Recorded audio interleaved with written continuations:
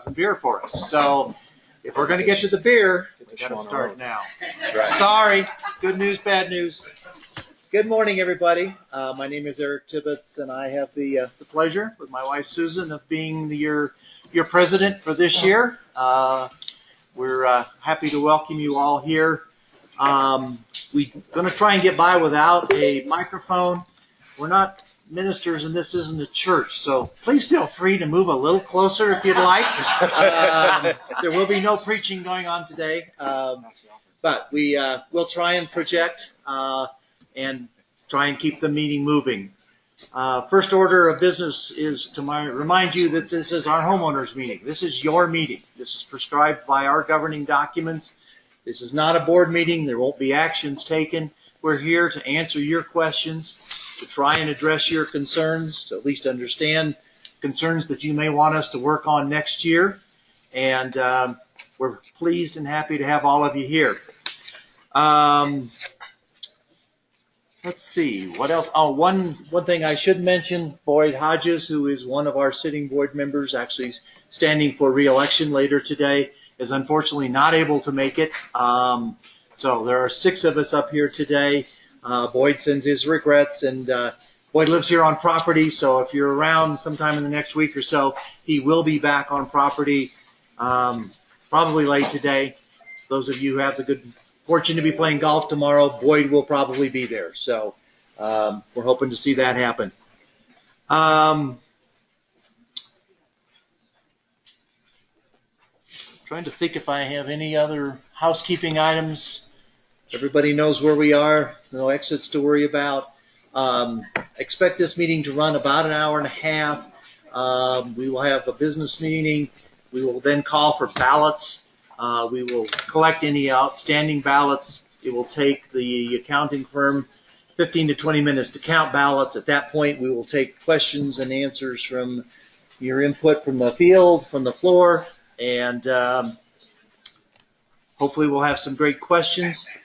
With that, I think just one last reminder, and we had a great meeting yesterday, and it was very calm, but I do want to give just our reminder. We, as an association, this is part of a draft code of conduct that we're talking with various entities about and will be posted.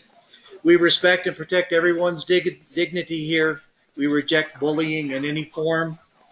We are polite, we are honest, we are thoughtful in our interactions with one another, especially dealing with issues and potential conflicts among our members. So let's all remember we're on the same team, we're all working in the same direction for the same goal, and treat each other with respect. With that, I will turn the meeting over to Secretary John Niebling for the proof of notice of meeting. And then, John, you can continue on with the minutes from last year's meeting. Will do. So all of you were given a notice of this meeting in several ways, but most recently in the notice of meeting that was included in your packet, so the meeting was properly noticed to all owners. And also I'm able to certify that we have a quorum based on the 159 ballots that were returned by the deadline to the office of Elliott Meadows and Associates. So we are properly noticed and have a quorum. The next item of business is to approve the minutes of the of last annual meeting, and those were also those minutes were included in the packet, and I'm certain that everyone read every word very, very carefully, and probably have numerous corrections that if you'd like to make. This would be the time to voice any changes that need to be made to the minutes, or somebody could move to accept it. I move to accept it. Okay. Yeah. Second? Second. Who seconded? Gary. Gary and Gary. Okay, so Mr. Chair, it has been moved and seconded to approve these minutes, so you probably need to call for it. Okay. We do have a motion on the floor. We have a motion and a second. Any questions, any comments from the floor? Hearing none, raise the for the question for the vote. All in favor signify by saying aye. Aye. All in favor, same sign. All in opposed, same sign. Hey, we only have two choices here, and they're both good. So anyone disagree? Motion carries. John, thank you very much. And with a moment of retrospection here, we just point out that John, as our secretary, has probably just completed his last official task. And I would like to thank John and recognize him for many years of service to the Tamarron Association. He's served as a board member, as an officer, a couple of years as president, then rotated off the board, but the last 2 years has come back as an officer, but not a member of the board. Officers are members of the board, in my opinion, but he's not a voting member of the board. And John, on behalf of all of us, I'd like to express our appreciation for all that you've done.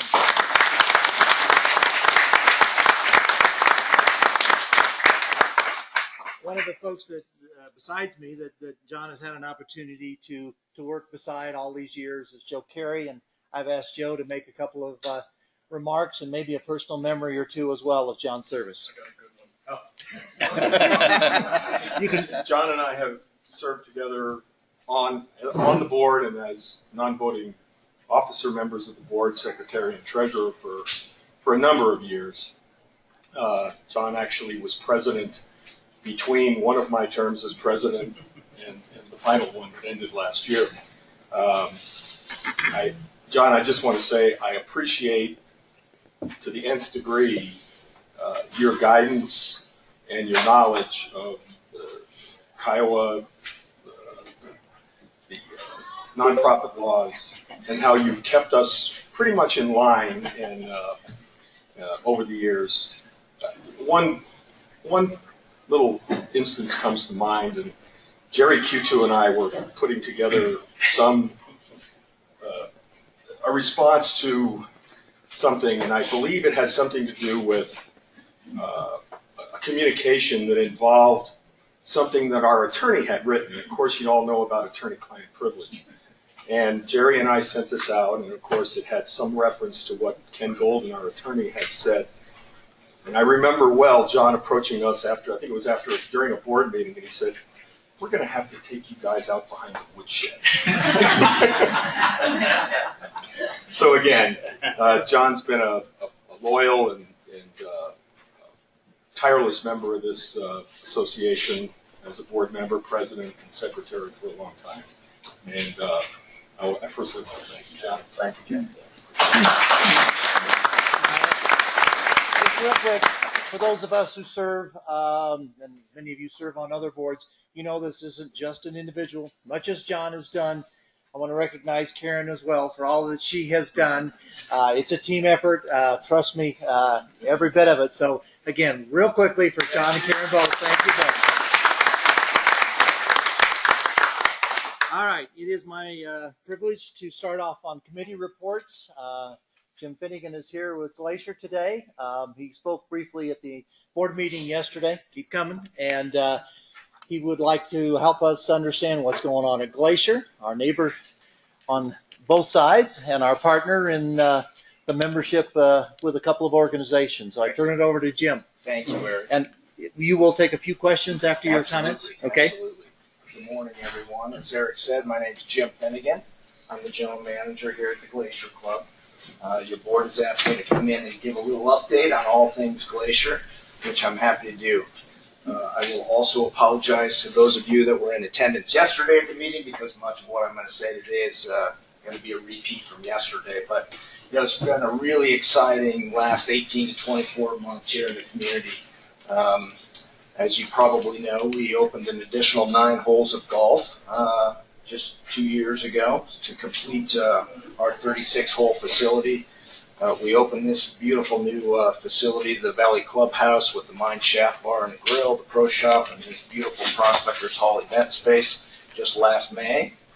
We opened our beautiful new Valley Fitness Center here just on August 4th, so just over a month ago.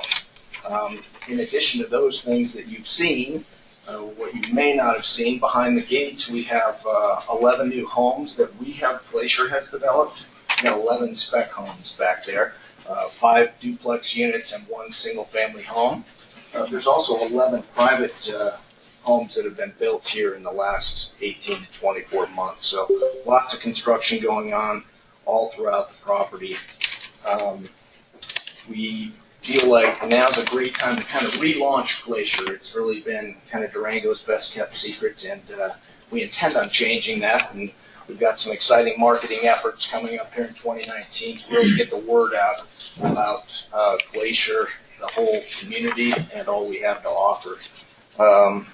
I want to point out to you that when we opened the New Valley Fitness Center here last month, we moved our real estate sales and membership sales offices. They're right next door to the entrance to the fitness center.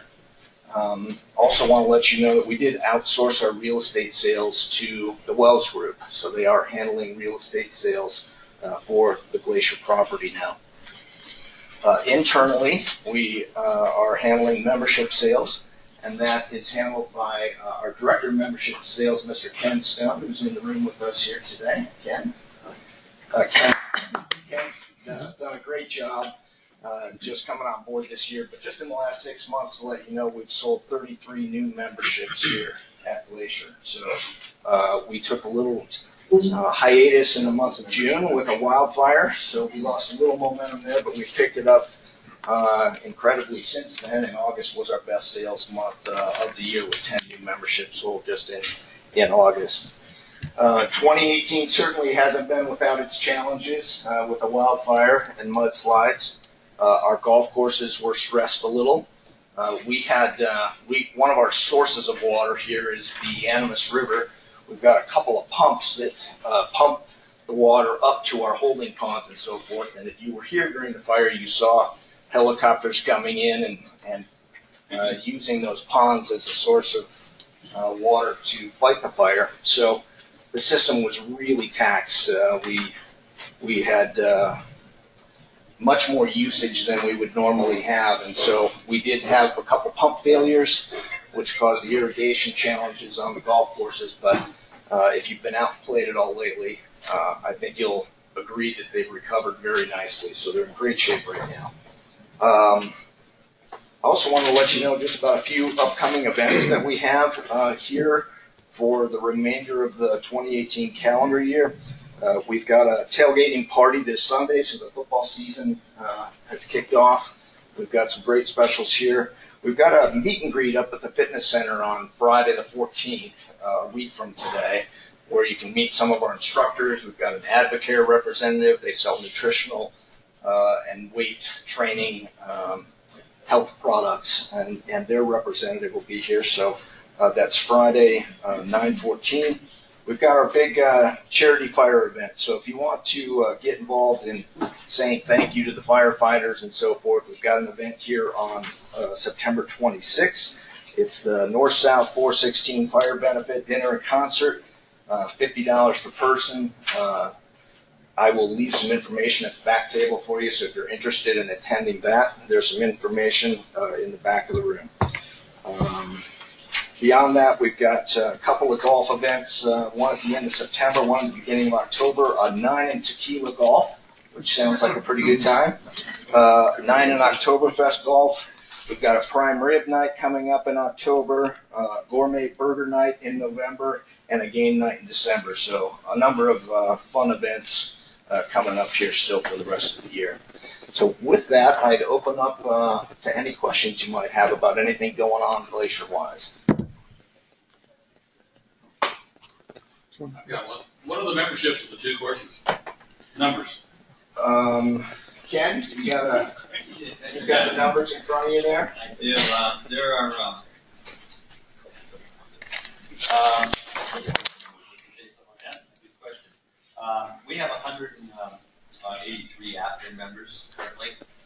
There's 231 total Alpine members, which includes our Taco homeowners.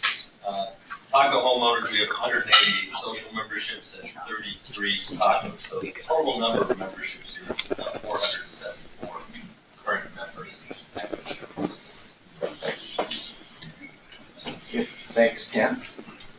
Anybody else? I know you're anxious to get on to matters at hand, so. Is the status of new TV or communications a topical issue? It's a taco issue. Yeah, we covered in pretty substantial detail yesterday at the board meeting, but we can ask, we'll do some Q&A later. All right. Regarding the 416 benefit, Yes. how does a portion of that go to the firefighters? Or how There does it work? are two beneficiaries of the charity. One is the Colorado Disaster Assistance. It's the Southwest Colorado Disaster Assistance Fund. The other is the Durango 100 Club. So there'll be, we do have a group of firefighters that are being brought in that have been sponsored for a table, so there will be firefighter participation in the event. In addition to attending, there are sponsorship opportunities available as well. So we've got, I believe, as of yesterday, 85 people signed up for it already, so we're thrilled with the RSVPs. Yes, sir. Councilman Motion, could you give us a little bit more detail about these two groups that you're sponsoring? We heard a little bit yesterday, but there was just a board meeting. Yeah, I don't have a lot of information on the Durango 100 Club. That was added. One of our members who is organizing the event, Marina Sapella. I know that cause is near and dear to her. I did look at their website, Jim. The Durango 100 there's a fairly similar typical organization around the country. The 100 organizations typically respond with financial support in the event that there is a death in the line of duty from a fireman, policeman, safety officer. And so it's more specifically to that purpose. It's not directly related to the fire, but it certainly supports all of the emergency responders in La Plata County. And I think that same can be said, that last part of what Eric said about the Southwest Colorado Disaster Assistance. So it's a number of different organizations throughout the area that support emergency relief funds and so forth. Yes, ma'am. Karen Coker. I talked with Kimberly yesterday on the memberships. Yes. And one point that she didn't have clarification on, and I just thought maybe she did, is the punches that we have as members. Since I have grandkids that come up occasionally, and I use those for swimming for them. Yes. She was not able to clarify whether that was a one-time membership 10 punch or whether that's 10 per year. My recollection is that it's a one-time 10 punch. I don't know, Joe, you were involved in the negotiations there. I'd probably have to go back Yeah. and review the language in the contract to Yeah. make sure. I believe it's a one-time, there were 10 complimentary passes.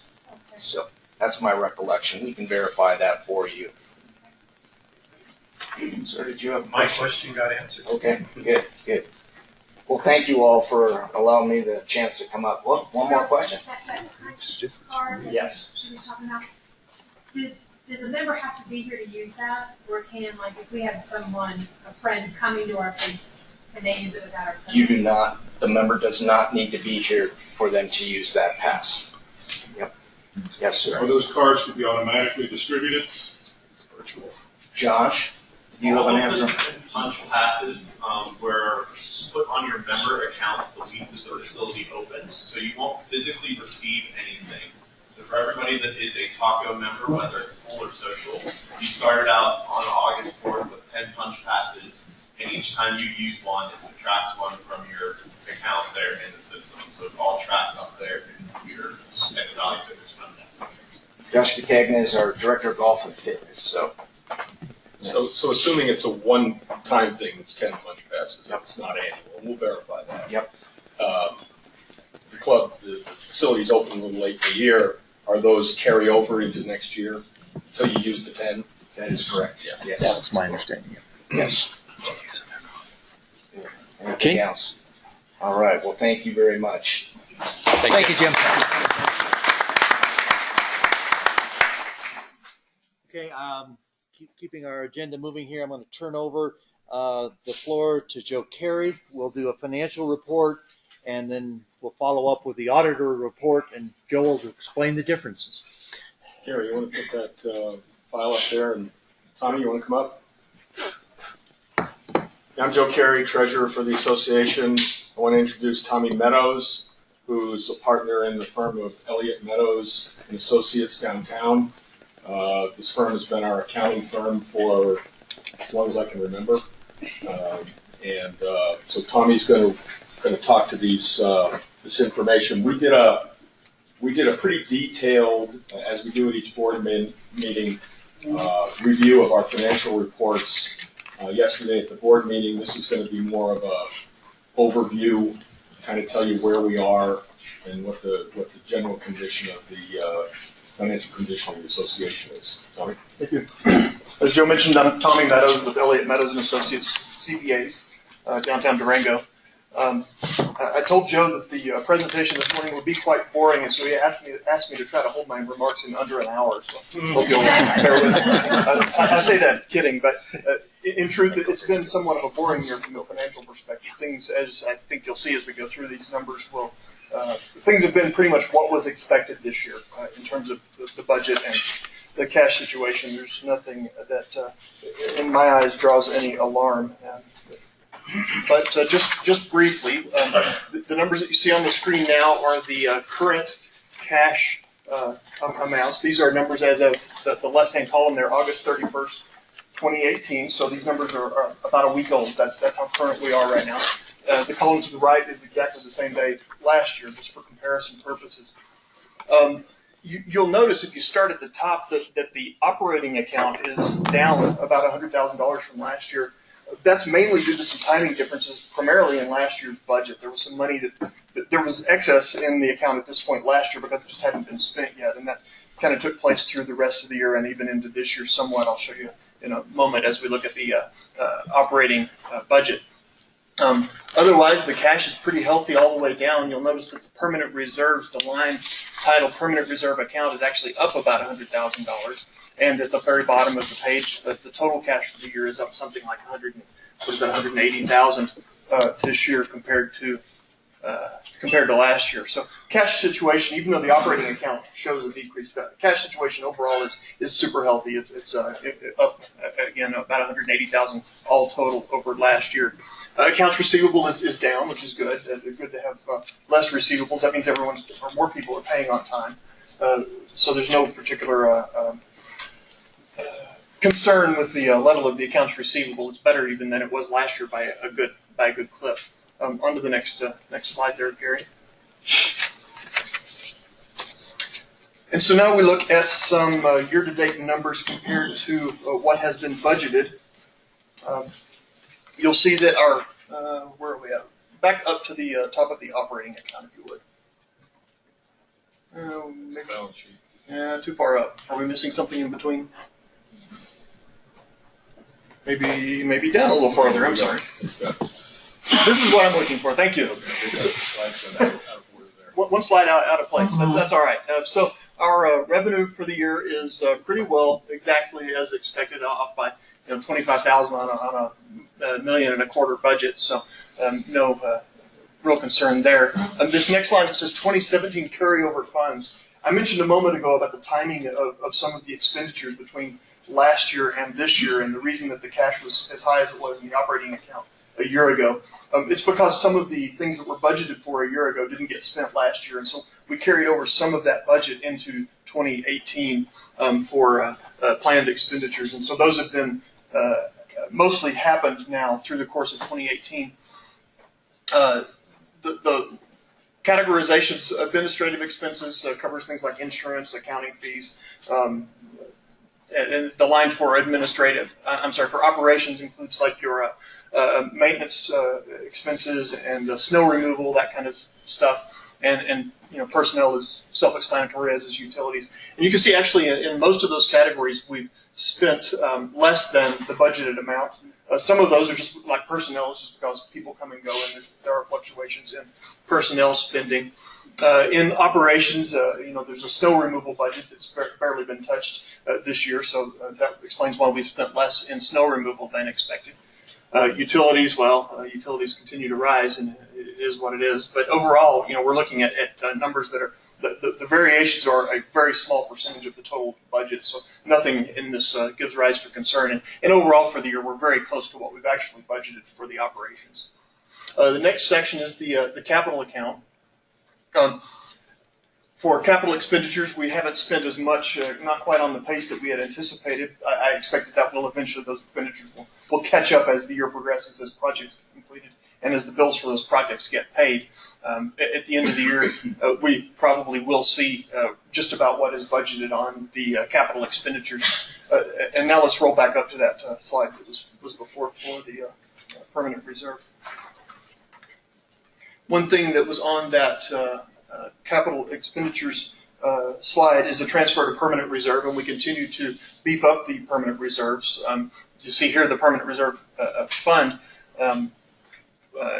budget for the year. We planned on putting about $73,000. We put about $75,000, including some interest income. And I think that unexpected revenue was the sale of some surplus gym equipment or something that allowed us to put a little extra money into the permanent reserve. All right, and on down. I'm blowing through these things at a high level and really quickly. If you have questions, then there may be opportunity to address those. Much of the detail, though, was, as Joe mentioned, covered yesterday. The rental program, if there's anything surprising in the financials, to me it's surprising that the rental program income is only down 5% given the fire.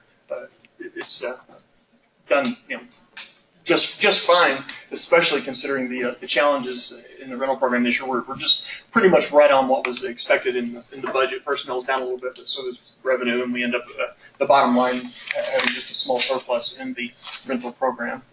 On to the next. And then finally, Joe has taken our numbers and made this colorful little chart. This is, for those of us that are more visually driven, this is really helpful. Where does my money go? And so the biggest, looking at the colors of the slide, the biggest pie slice is our utilities. That's where the largest piece of all your assessments go. Next is personnel. That is the orangish pie slice down here on my corner. You can see then the gray section is maintenance. About $388,000 of our total budget for the year is spent on maintenance. And then next to that, closely related, is capital projects. Finally, let's see, administrative is the light blue section, insurance, the green section, and then the smallest blue sliver up there toward the top are the contributions to reserves for the year as we continue to grow the reserve funds. Any questions, or Joe, is there anything that No, that's good. we need to hit that we have? If anybody has any questions? We can also address questions in the Q&A later. Sure. Yeah. Okay. That would probably be a good time for more detailed questions. Okay. Thanks, Tommy. Very good. Thanks, Joe. And at this time,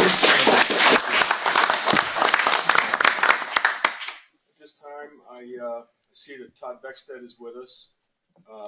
Todd's firm up in Grand Junction does our annual alternating audit and/or review. 2017 was an audit year, so Todd's going to give us the audit report for the year. Thank you. Yeah. Good to be with you today. Thanks to the board for hiring me to do your audit this year. I appreciate that opportunity. As was mentioned, we do an audit every other year, and then the intervening year we do what's called a review. So this year was a little more involved in what I do to verify the records. My report would be that the records are very well organized. I spent about a week in Elliott Meadows' offices. They provided everything I asked for, and again, everything was well organized, very cooperative, and appreciate their help with the audit. There were no significant difficulties encountered during the audit. The records, again, were provided, and the support for those records all agreed with the information that was presented in the financial statements. For your information, an audit doesn't include verifying every transaction from throughout the year. I select the larger transactions and then an additional sampling of transactions and trace those transactions back to the vendor invoices or other supporting documentation. And then based on that work, I issue an opinion as to whether the financial statements present fairly and accurately the operations of the association. And that is my opinion, based on the work that I did, that the financial statements do fairly present the operations of the association. This would also be my opportunity to inform the board if there were any significant difficulties. Again, there were none. I would also take this opportunity if there were any new accounting standards that were applied or any changes in accounting policies. There were no significant changes or policies that were implemented this year.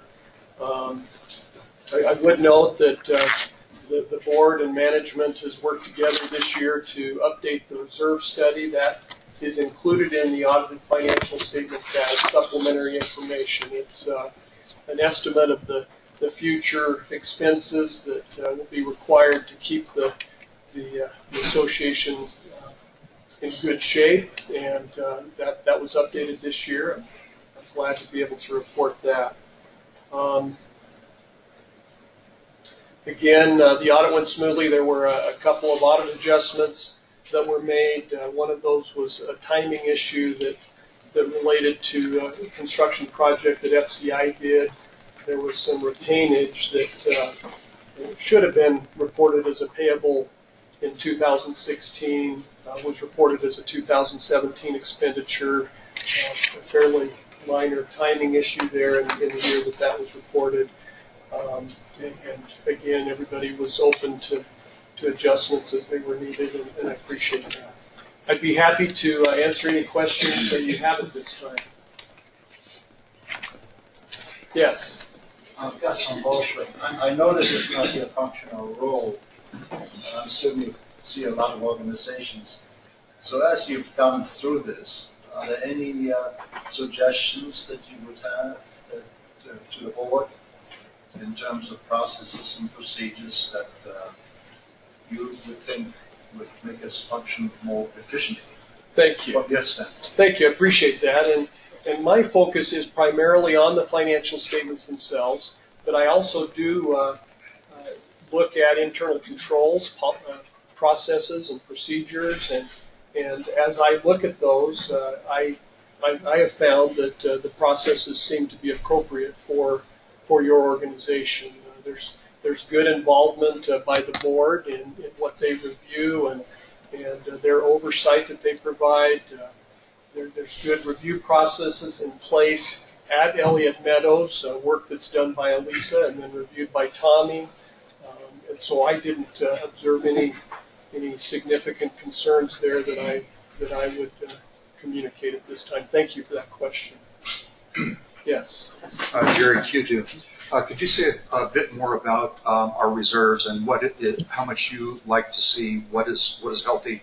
Where do we stand there, and what's the trend? How does it look? Yeah, thank you. That is a good question, and that is difficult for the auditor really to answer because my job is to tell you that the financials present fairly what happened. But I would say that it seems that there, as I read the board minutes and I look at the reserve study that's been provided, it seems to me that there is good attention being given to the reserves that are being established, and obviously you have to balance that with what do we want the assessments to be, and how do we keep everybody happy in that process. But from what I see in reading the minutes and interacting with management and the board, there seems to be good attention given to that and an interest in making sure that that's being addressed. I know that's a pretty soft answer to your question there, but it's probably about, as an auditor, that's probably about as far as I can go with that. Thank you. Other questions? Yes? Karen Coker, is part of your expertise in the overall financial handling of an organization insurance? No. We Others have recommendations. We came pretty close to a catastrophic catastrophe this year. And I'm just wondering, and I'll probably address that in a question before later, that if it doesn't include insurance, you don't have recommendations renovations on this reserve and money, whether that's involved in, we have no coverage, are we Yeah. covered? No, that would not be included in the scope of my audit, but an excellent question for consideration by the membership and by the board. Thank you. Any other questions? Thank you. Appreciate being with you today. Again, thank you to the board for the opportunity to do your audit. Thank you, John. So there are, I believe there's copies of the audit, hard copies on the table back there, if you want one, bedtime reading. And also, the audit is currently posted on the association website, Yeah. 2017 audit, so. You want to mention the long-term asset replacement as part of that? That may be more interesting. As an attachment to the financial reports, what Todd had addressed as capital, you can see all of the various categories of expenses where we have anticipated repair, replacement, or updating The asset of plan. capital assets. Asset So replacement. that'll affect each of your individual units, but of course we look at it as a pool of the entire property.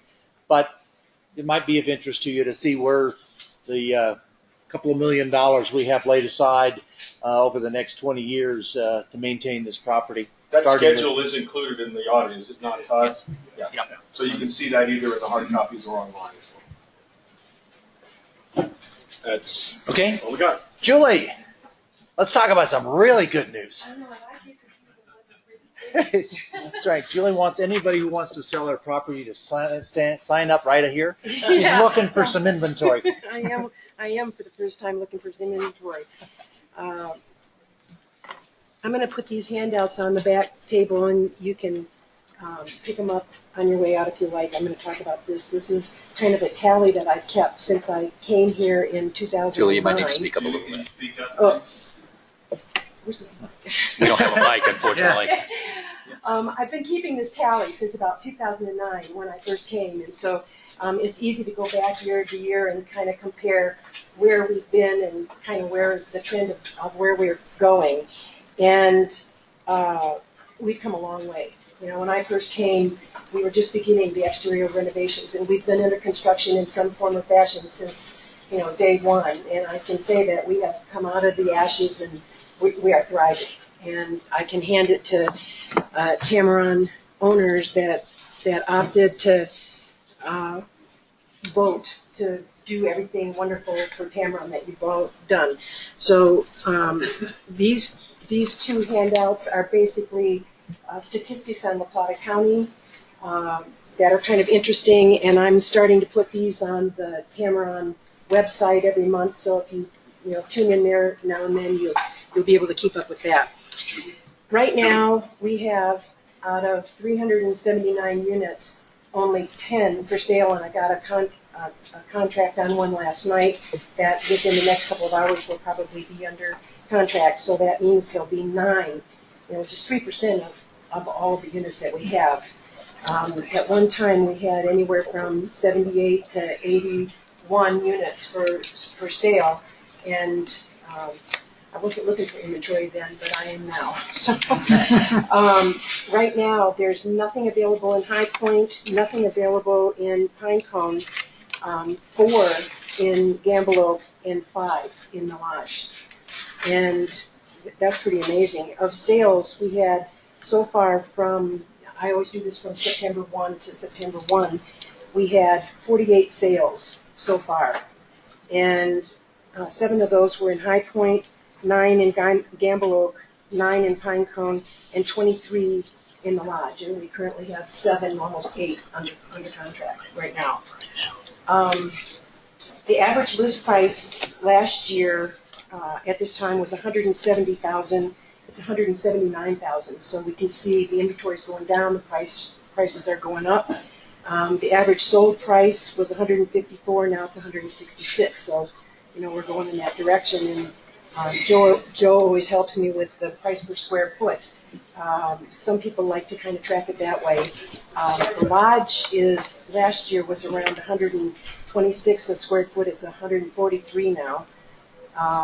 In the outer line units, these are just averages, They were 176 and they're 212 now. So we've jumped up to an average overall of $179 a square foot.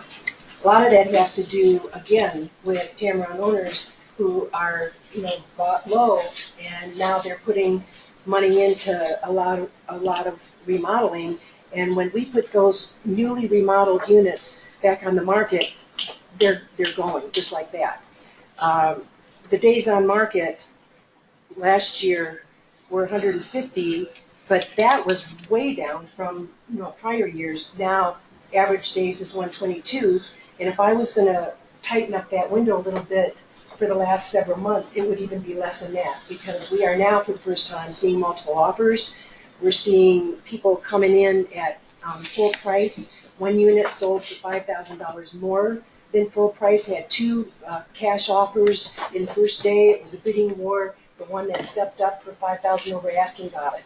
So, this is a whole different market that we haven't seen here in my tenure.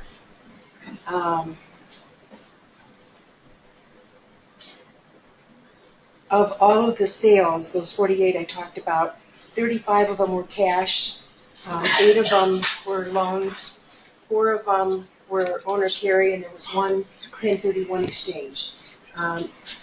One of the things I was going to talk about, but I see on the agenda that Scott's going to talk about it, so I'm going to let him.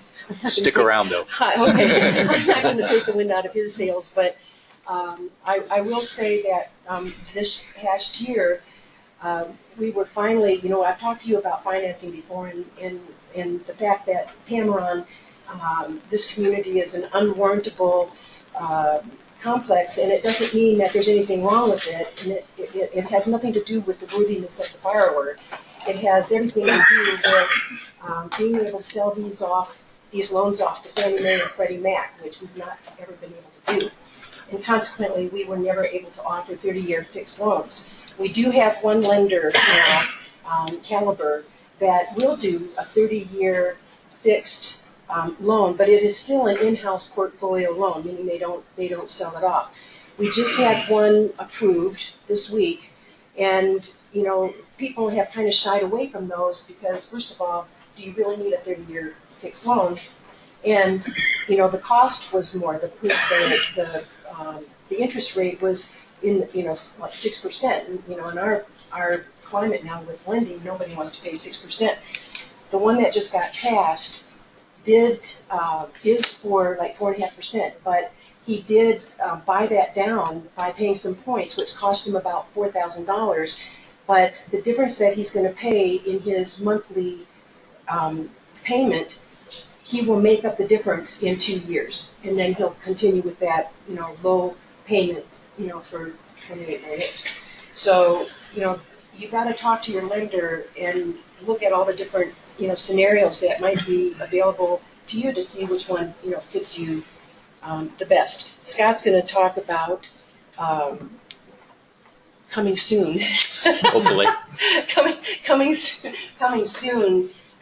He's been working very, very hard to change the status of the community to being a warrantable complex. Then the loans could be sold off to Fannie Mae and Freddie Mac. So he'll talk about that. Want me to run that? Yes. Alan, if you can say which unit or not, which area of the city you have. High Point. The only thing I can't talk about is stuff that is under contract. After it closes, it's public record. I talk about it all day long. Any other questions for me? Yes. From your buyer's perspective, what are you hearing that rationalizes the extreme turnaround sales? Well, that's pretty easy. We're not under construction anymore. We have new amenities that just opened. The minute that the vote passed to move forward, I think buyer confidence and seller confidence increased dramatically, because that's when I started seeing the trend. I mean, if I'm here, people are coming in and they're buying, and I think, and this is my opinion, and I've been thinking it for a long time, as soon as we got golf and tennis to sell and offer, that changed everything. You know, in my opinion, it was never, I mean, the pool and fitness center, that's a big part of it, and I'm so glad we have that to offer. But Tamron is on the map again as a destination golf resort, and it hasn't been that for a long time. And that's everything.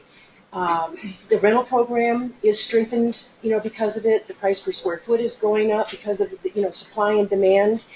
I think Heather told me that they have 11 weddings planned, you know, for this summer, which means more room nights for the rentals. They're coming here, they're going to stay, you know, 2, 3, 4 nights. They're going to, you know, it's convenient for them just to stay right here. The fact that we have 2 restaurants now that are thriving is huge.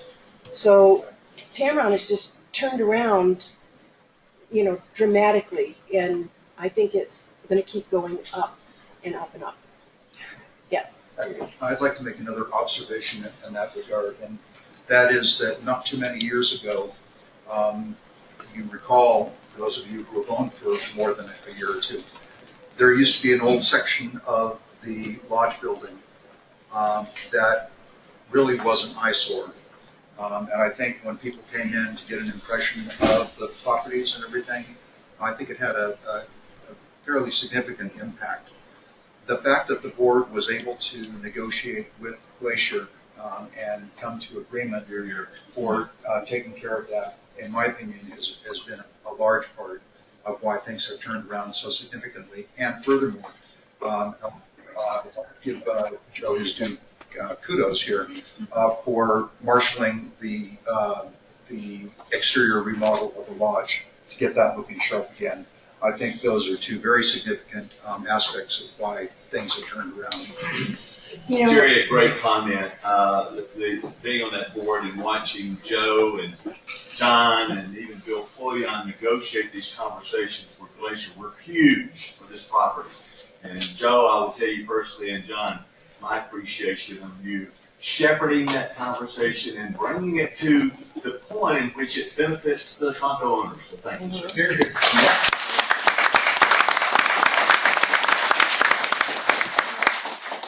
Another comment about that, you know, before the old system, everybody paid $55 a month to use the Pool Spa and Fitness Center, whether they ever intended to use it or not. We had to pay it. That was hard to sell.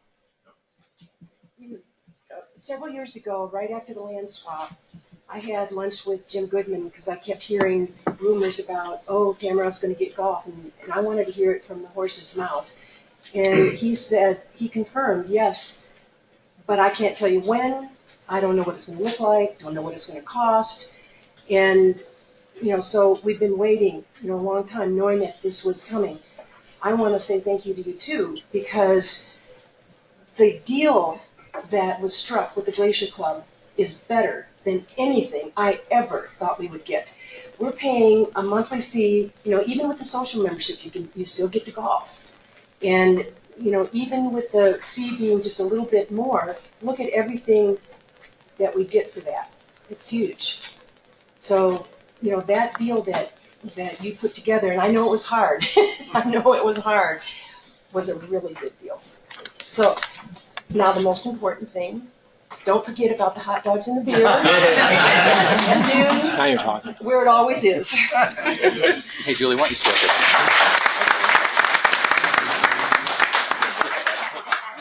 Those of you who are looking at your program, we're going to switch and let Scott follow up on Julie's comments because it really ties to some of the comments she made about financing. So y'all will recall last year, Julie and I had been talking, and I went and met with folks at Caliber. Caliber's owned by a hedge fund called Lone Star.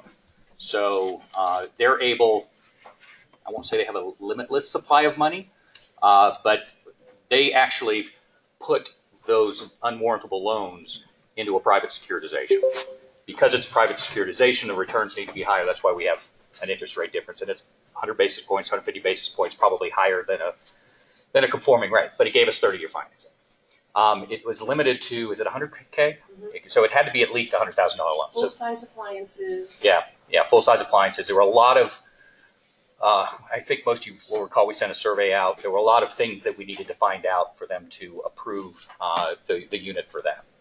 Fannie Mae's requirements for condominiums are very specific and have been very limiting to what they perceive as a condotel. And for the longest time, we've been stuck in this box of looking like a condotel. And there's a lot of reasons why. We have common key system, we have common phone system, we have a front desk operation, we had the pool and spa, which was mandatory. All of those things played into us not fitting in the Fannie Mae box.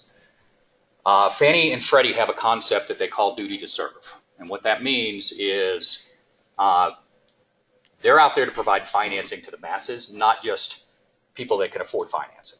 So duty to serve means they have to provide loan programs that provide for low-income housing, for first-time homeowners, for immigrants. They have to serve their community, so to speak. Because of the inventory issue that we're experiencing nationally in the housing market, condos have become a big focus of theirs. As such, they changed their condo policies about 4 months ago. We have a lender that is very much a conforming lender that I've been working with closely to go through those new guidelines and determine whether or not we can fit in the Fannie box. Fannie has removed the common key element. They've changed their stance on the size of the appliances. There's a lot of things that are working in our favor now. We've spent probably the last 60 or 90 days going back and forth. Joe's been a big help on the financials. They've gone through our financials, our declarations, our reserve asset replacement policy. They've gone through everything, and we're probably this close for them to give a preliminary approval. There are some other things that need to happen. We still have to meet some requirements of Fannie Mae. I expect that we've got a good shot at getting conforming financing. Why is that important? What's the down payment requirement with Caliber? 20? 25? It depends. 20% if it's a primary residence, 25 if it's a second. Okay. So, you talked about the housing prices. We know they've gone up considerably. Today, even a lodge unit won't qualify for Caliber because of the price element. And you've got the larger down payments that are required for Caliber and the higher interest rate. What Fannie will bring to the table is, a 5% down payment option with mortgage insurance. It changes the dynamic considerably, and it also allows for a resale market to. We will likely see a boost in prices just by getting that financing. I don't know if it's 5%, if it's 10%, but it opens up that purchase market. It opens up the eligible purchase market considerably because you've got a lot of people out there that don't have 20% put down. So we do believe that we're as close as we've ever been to being able to get it. We're not there yet. I had asked that we get as much information as we could before today's board meeting, and we got, I wouldn't say preliminary approval, but we're relatively close to the point where we may have to do some minor adjustments to meet Fannie's guidelines, but I don't think it's anything that's not achievable. I would suspect that between now and the end of the year, we'll try to get that done. May take a little longer, but we have a really good shot at having that financing. You want to add anything from your vantage point? You say it all. Okay. Just for the record, Cornerstone Lending is who I've been working with. Cornerstone is actually based in Houston. And so y'all understand my background. I work for Stewart Title, but I'm a mortgage guy, so that's why I kind of took this and ran with it. The folks I'm working with are in Houston, so it's just been just happenstance that Cornerstone happened to reach out, and it was a loan officer here that did it. Her name is Venice. Is it Venice Fagerlin? Okay. She's going to come up for lunch, so if anybody wants to meet her, I would encourage you to just say hi. No guarantees, but it'll also open up. I've had a lot of people approach me and say, "What about refinancing?" This will open up for cash outs and other refis too at more of a conforming rate. So again, a lot of us paid with cash. It definitely will open the window for us. So, any questions? Okay, thank you. Thanks, Kathy. Last on our formal reports today, Kathy's going to let us know what's going on with our Yellow Carrot restaurant. Yes. And first I must say I'm not in the restaurant business. I don't pretend to be, and I understand how difficult that business is. I'm a nurse by background, and I'll definitely stick to my nursing background.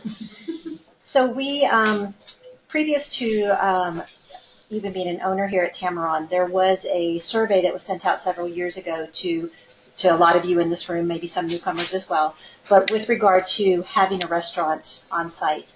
The consensus was the owners in the community definitely wanted a restaurant on site.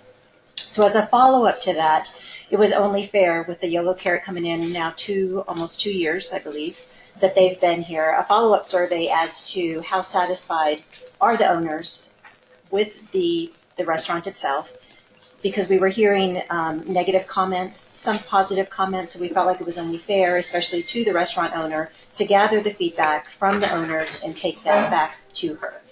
So the survey that went out, we had 86 responses. There were a lot of mixed feelings, I can tell you.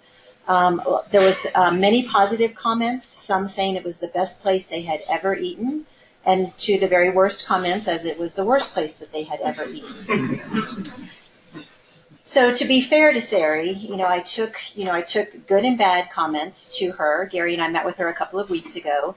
And as she's an executive chef, she's an artist. This is her business. This is her baby. So wanted to be very mindful as how I presented the information to her, because I didn't want to have a relationship that went like this. So after we talked for probably an hour or so, she was very open. I took the negative feedback as to we want better pricing. We want more simple foods. We don't expect everything to be as gourmet. There was, some comments as, I don't eat red meat, those types of things, which, she is open to providing us new menu selections. So if you all have been there within the last couple of weeks, you will see that she has revised that menu to make it more simple, if you will. There's a couple of salads that are on there that look very good. Some of the board members have been there, had dinner within the last 10 days or so. Very positive feedback that's come back. Now, Sari also said that she wanted some guarantee from us as a community. If she was going to make changes, she wants a guarantee from us that we are going to support her. So Gary and I were we explained to her that there is no guarantee, but we would take the information that she's willing to make change. Even a kids menu came out because there isn't a kids menu in there. And a lot of the renters that come in, whether it's a wedding, whether it's just for a vacation, there isn't anything for the little ones. And I've been in there when the little ones have their heads on the table and they're miserable and they're crying because there's nothing to keep them entertained and there's not even a hot dog. So we have given that information to her. She's been very open. She and I have a great communication, dialogue going. So I encourage you and I, ask you that if we want to continue to have this, opportunity with the restaurant right here in the lodge, and of course we do have the mine shaft as well, to give her a shot, give her a fair shake. A lot of us were very negative, that we didn't ever want to go back. But that some of those that have made those comments have gone back and are very happy with the restaurant today. So we gave her numbers, 75 full-time residents here. Oh, full-time owners. Owners. And the question was if she could just have one of those owners every week, so 75 of us came through on a weekly basis, she would definitely support it and she would be able to maintain her time here in Tamaron. Yes, ma'am. I wanted to acknowledge Gary a little bit in regard to the restaurant. He's been working with Sari for a long time, trying to figure out, how to increase the business in there. He's worked really hard on trivia night. I don't know if you've ever come to it, but if you get an opportunity to do that, you should come because it is a lot of fun. And it's an avenue to get into the restaurant, maybe come a little bit early and have dinner and cocktails. And I think that's a show of support that Tamaron is trying to help her to be successful. And he's the one that puts that together. And, does a great job. He could go a little easier on the questions. And that being said. Now that you mention it.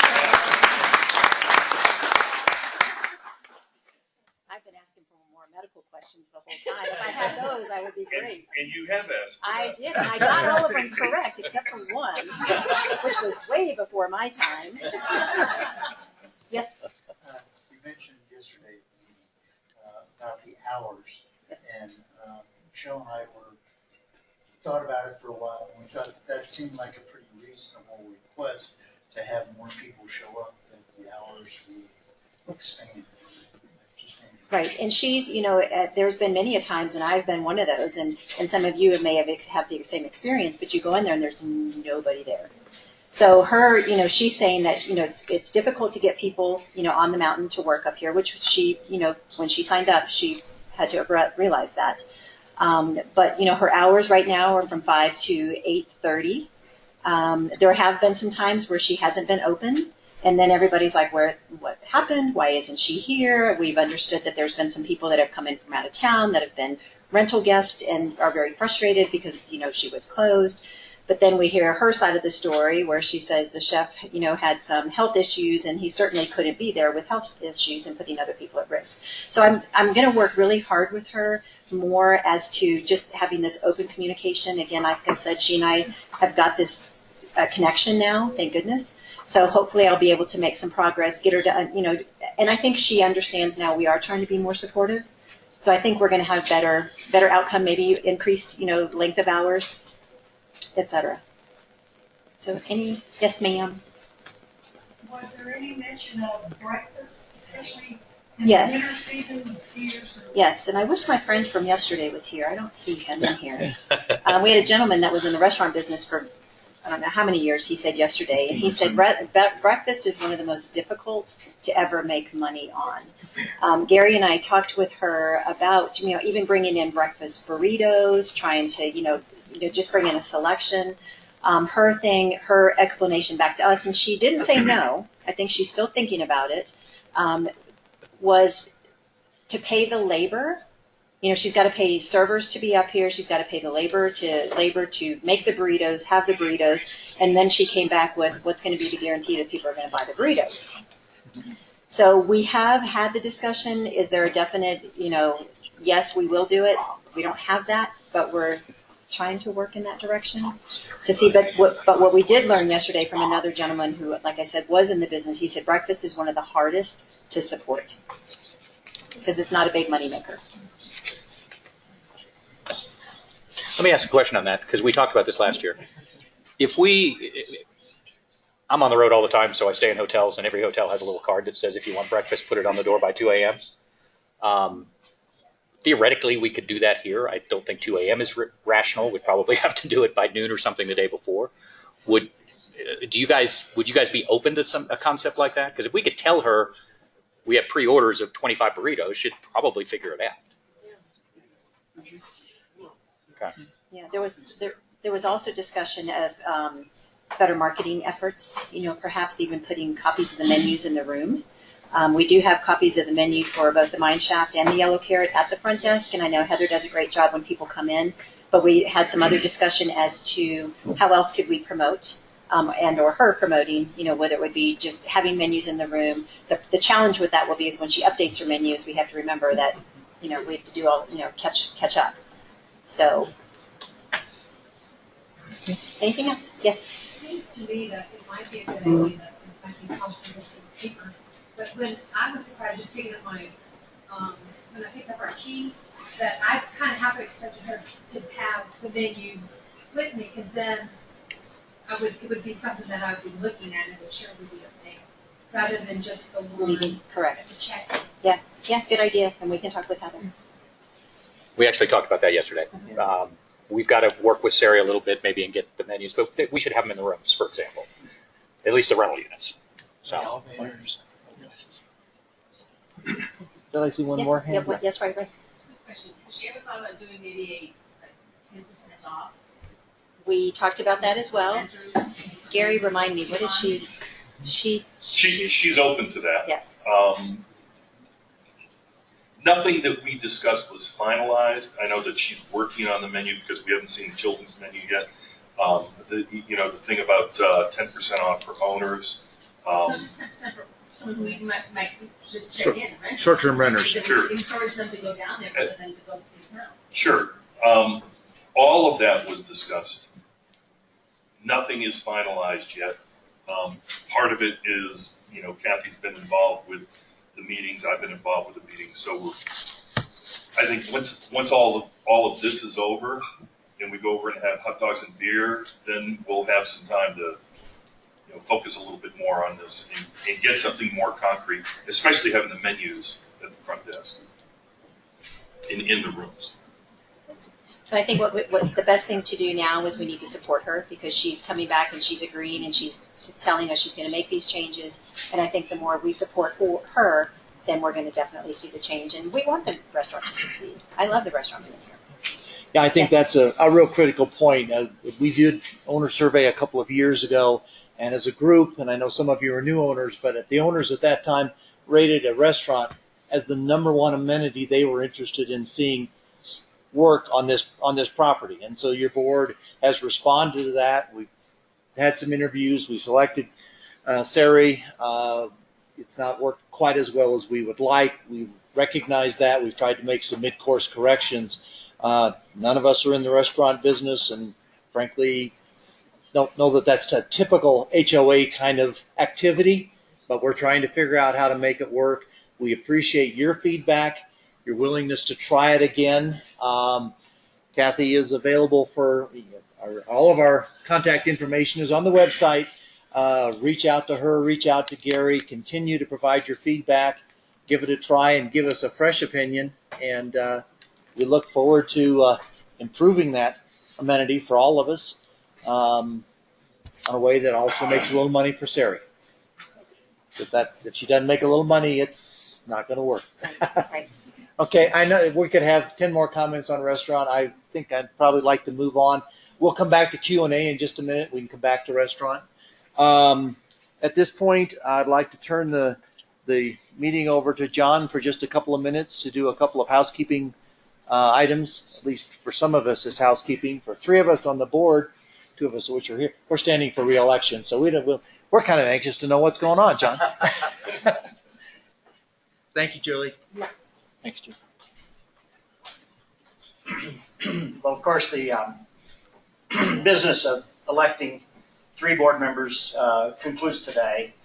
And let me remind everybody in the room that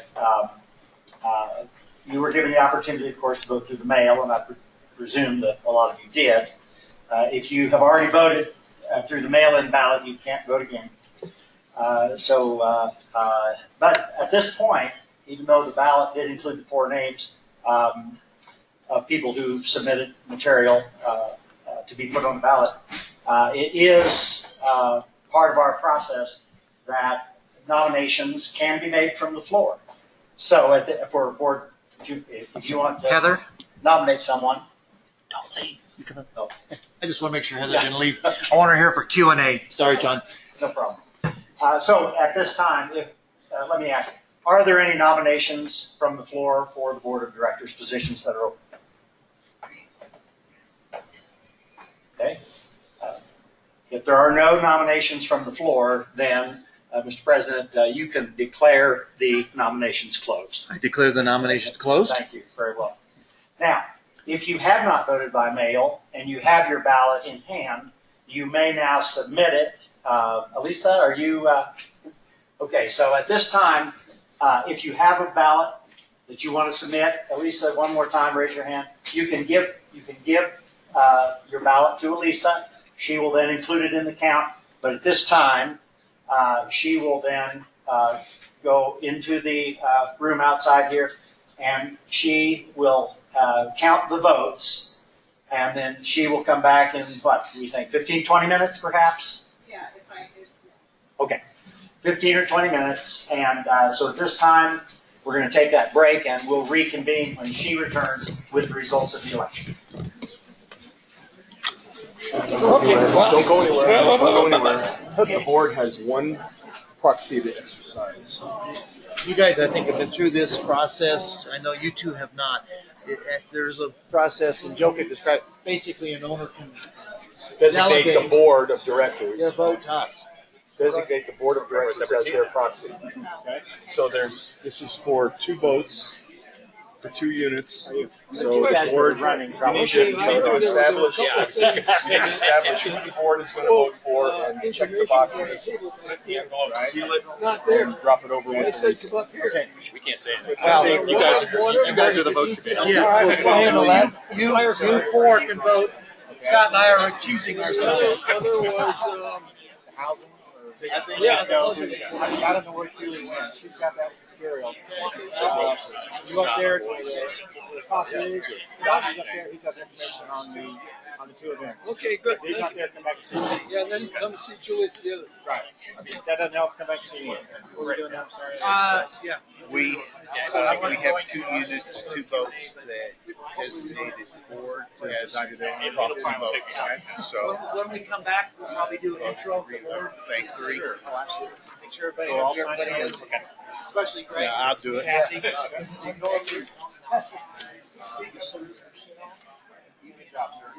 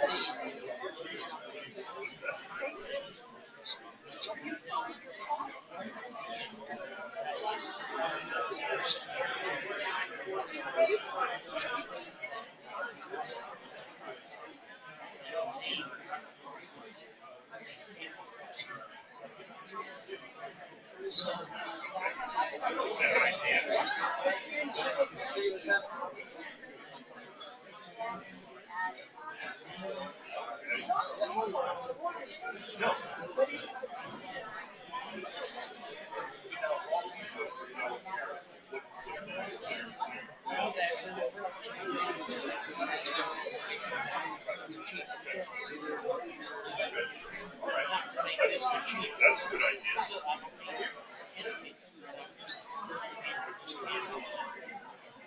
So many.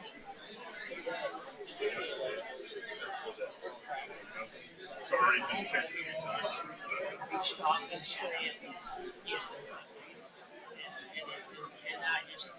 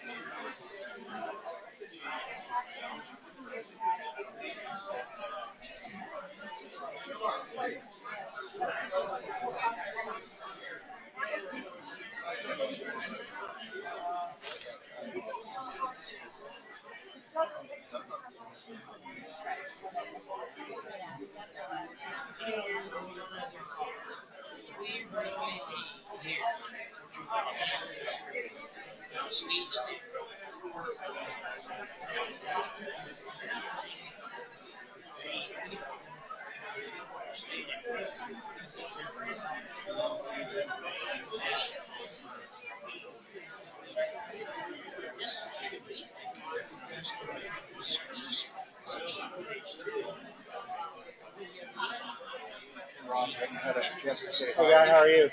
Good. How are you You doing? all right? Doing good. Doing good. Still waiting for her to come back. Still waiting, big guy. Everybody survived another year, right? Well, yeah, but, you know, it's new challenges, I'm sure, but that's why we need to get back on. I'll be back. My hope is to be next year. Next year, probably. What's amazing is how quick this time goes. 3 years sounds like a long time. It really isn't. Going on. It flies. Yeah. Everything else going on for you? What's that? Everything else going okay for you? Pretty good, yeah. I've been actually working again. Some contracts for consulting type work and other things. So it's been doing fun things. It's kind of nice to get your feet in the water a little bit, dabble, and then when you want to pull out, you're done. Yeah, and I'm getting ready to head off and make a couple of papers at a conference over there. Awesome. So, yeah.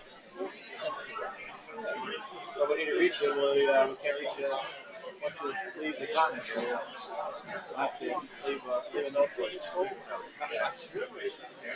All right. Good to see you. Okay. 3 minutes, and I'm going to bring it back. We'll have at least 10 minutes of questions. Sounds good.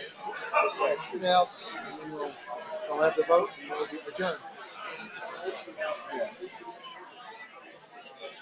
And I guess we'll start about 12:30. Yeah. We'll be great. I said, I sent a note to Boyd, but I don't think he'll be here.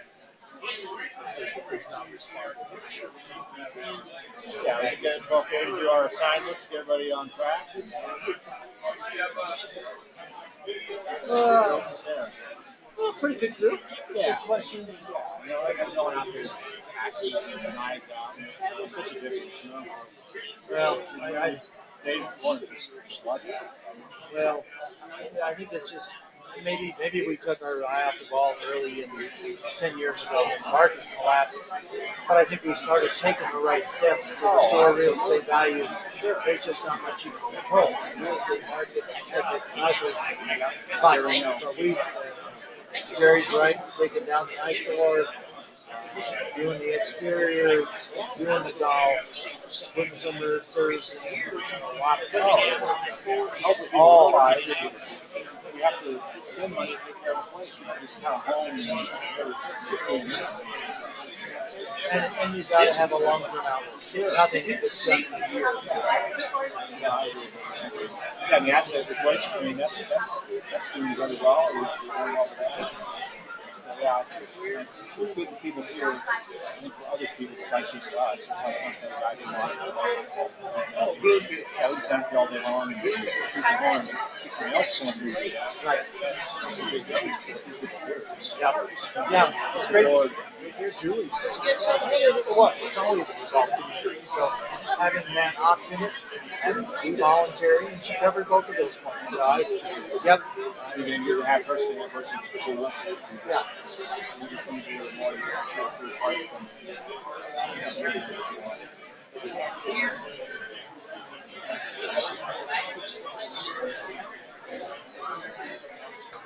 This is really great. I guess that's it. Sure, beautiful day out there. Yeah. Get rid of that rain. I lost all my bullhorn. Here, go get Gary. All right.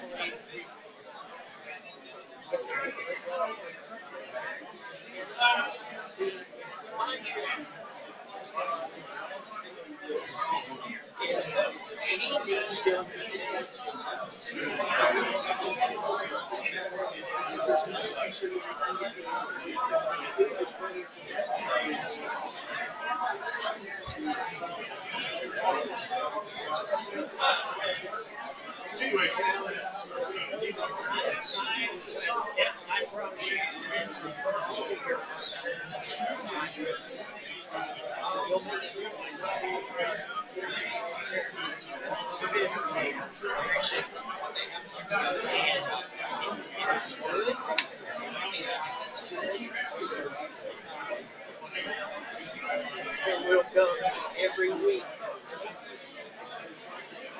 Big on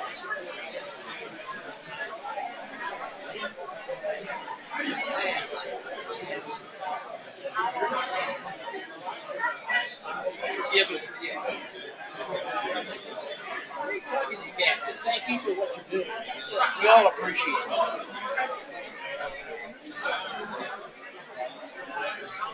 All right, Captain.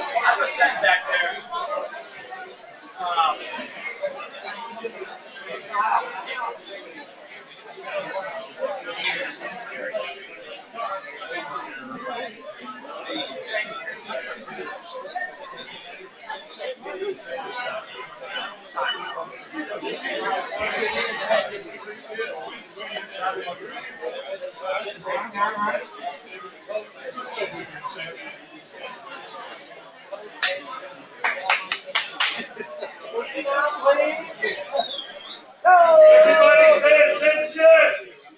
Come on back. Come on back.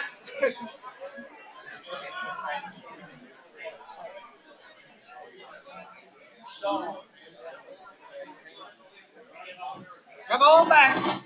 Hey, Jerry, you got a club. Let's get him, use that club to get him in line there, Jerry. It got quieter. At least they're talking quietly now. They want to know where you live. That's right. My name's Ron, and How are you? all right. Okay. It's a rough crowd here. All right, thank you all. We are not officially adjourned. We still obviously have to report the results of the election, which will be coming up, and I'm guessing about 10 minutes, so we'll see how that goes. But I did want to have a Q&A. I want to hear from our owners about what's good, what's bad, what we need to be working on. And so, as promised, it's Q&A time. This is your part of the agenda. Let's talk. And I know that lady. Please, again, if you would announce your name and your unit number as you raise your question. I'll start with Susie. Eric, I've asked you, and I'm just wondering about signage that says Cameron. I personally have had a discussion with Glacier in the last 2 weeks. We are working on a signage plan that would address signage on the highway and also signage within the property. Some that would be more consistent between the two. We are not at a point where I can tell you have an agreement, but those discussions are going on, and Glacier has acknowledged, again, as Rick Carlton did back in February, that they owe us a sign on the highway. So we're Sign on the highway as at the entrance? probably not at the entrance, probably more down the highway. We just have to see how that works out. Rick has certain feelings about signage. Unfortunately, from a legal standpoint, we don't own any property up there. So it's not like we can go stick a sign in the ground and say, this is Taco property. We have every right to put that sign here. We don't own anything out there. So, Diane? Diane Embry, 8 to 6. I think it would go a long way to the so-called community if we were allowed to have our sign where it used to be. Well, we're trying to work out something amiably. We'll see how that works. One thing that I've learned over the last 10 years, and I've been a member of Glacier, I've paid thousands and thousands of dollars to those folks for golf and for utilities and whatever, is that they start with a different perspective, and it takes a long time in some respects. I mean, how long did it take to tear down the conference rooms? But we've been reasonably successful as an organization, and I don't mean me personally, as a board, in slowly but surely bringing the Glacier around to a point that meets both of our interests. And I think we've, whether it's Joe and what we've done with the more recently with the membership, instead of having a mandatory $55 a month, we now have a voluntary access to pool and fitness. So sometimes we just have to be patient. We haven't given up, for sure. Yes, sir. Bob Links, High Point, 595. Was there still talk about a guardhouse at the entrance? That was discussed last year, limiting access to the property. Was there?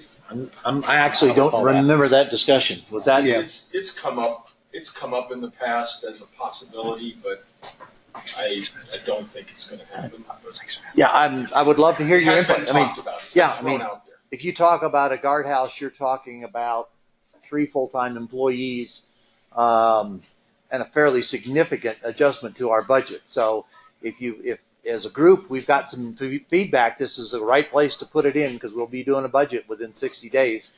And then we're talking about. No, I didn't want.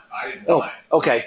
Glacier was talking about it, I believe. That's what I was referring to. Glacier is talking. Oh, this came up at a Glacier meeting? Okay. They talked It may not about have been it. a One, meeting, it may have been just informal discussions with either Jim Goodman or Bob Berkman. All right, well, let me say it. In the 12 months that I've been in this position, no one's mentioned it to me. So I don't sense any groundswell of interest in doing that. Yes, sir. Can you update us on the, I'm sorry, Terry Mott, Pine Cone 849? Thank you, Terry. Can you update us on the negotiations at all on the internet TV situation? Well, we spent probably 30 minutes on that yesterday. Joe has got a handout. I'll let Joe summarize that, and maybe we can make some extra copies if you would like. But the short answer is, again, after way longer than it should have taken, they're coming a lot closer to our point of view. So, Joe, you want to summarize? Sure. This handout was for the board meeting. I don't have extra copies of it. It'll be part of the board meeting minutes when they're approved and published. But if anybody wants a copy of it, just let me know and I'll email it to you. Very briefly, Glacier is in the process of, they have contracted with a third-party internet service provider to put in a fiber optic backbone back there and provide them with 100 megabit to each house service, burstable to 1 gig, very high-speed broadband, state-of-the-art. But that's only behind the gate. That's just Glacier. That's not Tamron. Glacier has also put us on notice, Tamron, that they are getting out of the business of providing TV, internet, and phone service to either their own residents or to us. We've not been given a timeline on that. We've only been advised that that it would be good for us to expeditiously seek other providers. We are in fact talking to that provider that Glacier has contracted with. By the way, when I say Glacier has contracted with this provider to allow them to use right-of-ways and existing conduit ductwork so they can put in the fiber backbone. And there's a deal in place for a nominal monthly franchise fee for the ability of that service provider to use those right-of-ways and ductwork. But Glacier is not going to be in the business. Each owner back there will be given the option to purchase internet services and an add-on telephone, VoIP telephone, for that. Now they've also been told, their Glacier customers, Glacier owners, have also been advised or will be notified that while Glacier is putting something in place to provide internet service, they're not putting anything in place to continue TV service. Owners back there will be on their own to purchase satellite TV from either Dish Network or DirecTV, put a dish on their house, or use the internet that they're getting to go with a video provider using the internet. Hulu, Apple TV, there's a bunch of them. I'm sure many of you have heard about them. What are we doing? Okay, we are talking to at least 3 internet service providers to do something similar to what Glacier is doing out here. Those are ongoing contract negotiations. I'm not at liberty to say who these people are or what the terms and agreements might be because we haven't got a deal yet, but we're working on it feverishly. As far as television is concerned, we've made some progress with the company Groove Entertainment in Salt Lake City, who we had contracted with in 2017 to provide all 3 services. That deal fell through, and now we're talking to them about DirecTV only, satellite TV only. And to facilitate that, they've agreed, and we've had some discussions with Glacier to see if it's feasible, if they can insert a satellite signal down underneath our buildings into our coaxial cable network and deliver us satellite TV before the end of this year, and without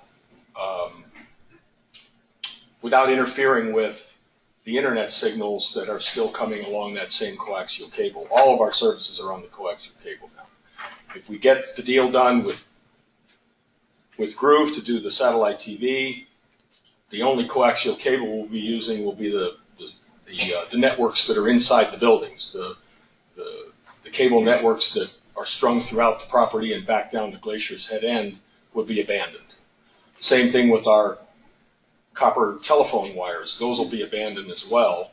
And our hopes is that we'll replace that for internet service with a complete fiber optic backbone that would bring us into, what was the term, 20 years? 20 years future-proof. 20 years future-proof, that's it. So that's the summary. You want me to ask for questions? I know there's going to be some. Sure. Let's go ahead and try and. Terry? It is my understanding, and I have limited understanding, that there was a problem with the right-of-way in order to put cables. Is that solved? That's a good question. Terry he was saying there was a problem with us getting the right-of-way so we could put in a fiber optic backbone.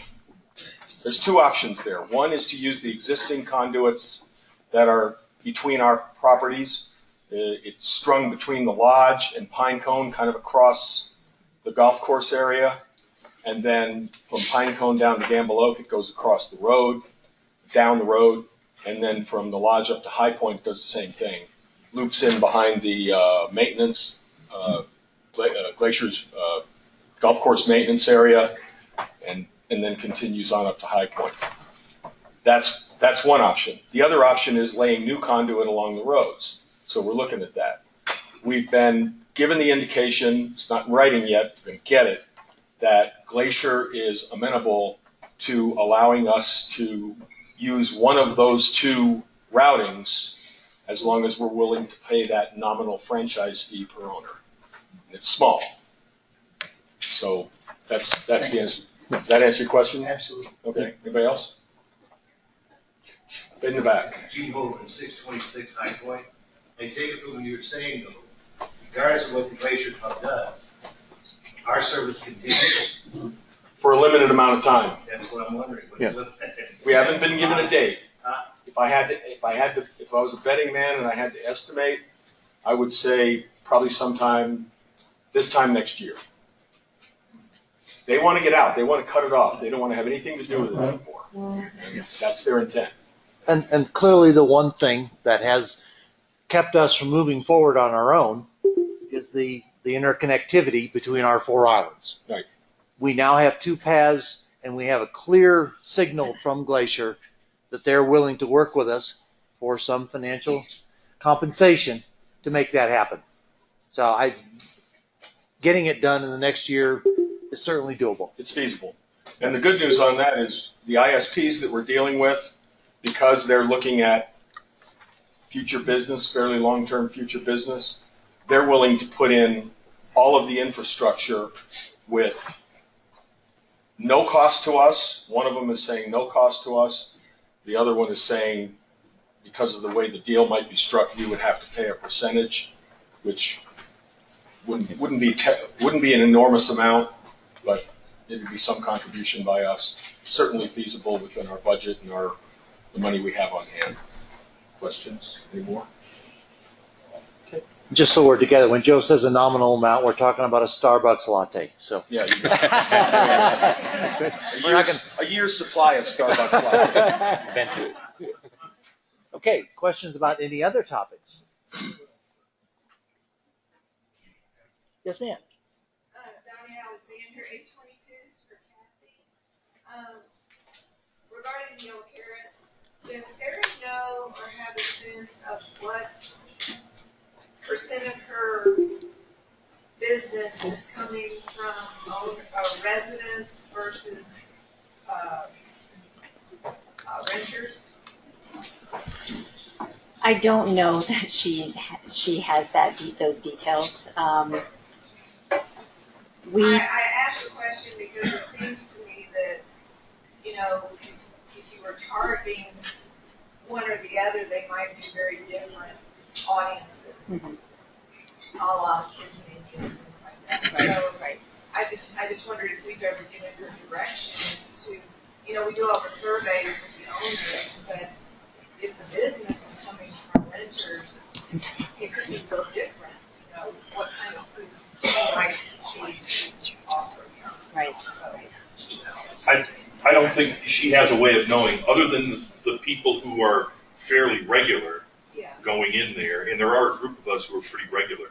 She'll know that we are residents, but beyond that, she has no idea. She has no way of knowing who is a resident, who is an owner, who is a guest, etc. Well, even just the hours offered, and the foods offered, if you were targeting visitors, it might be real different. And that's one of the reasons we talked to her about children's menus, because visitors are going to be more interested in children's menu than most of us are. Right. We've got some ideas, as I mentioned, the menus in the room. We talked about providing occupancy numbers to her in advance. We talked about the coupon a little while ago. There's a lot of things that we can do to try to incent the renters to come. And, I mean, let's face it, at the end of the day, when we get to ski season, nobody wants to go into town after skiing. So we need to get it done before that.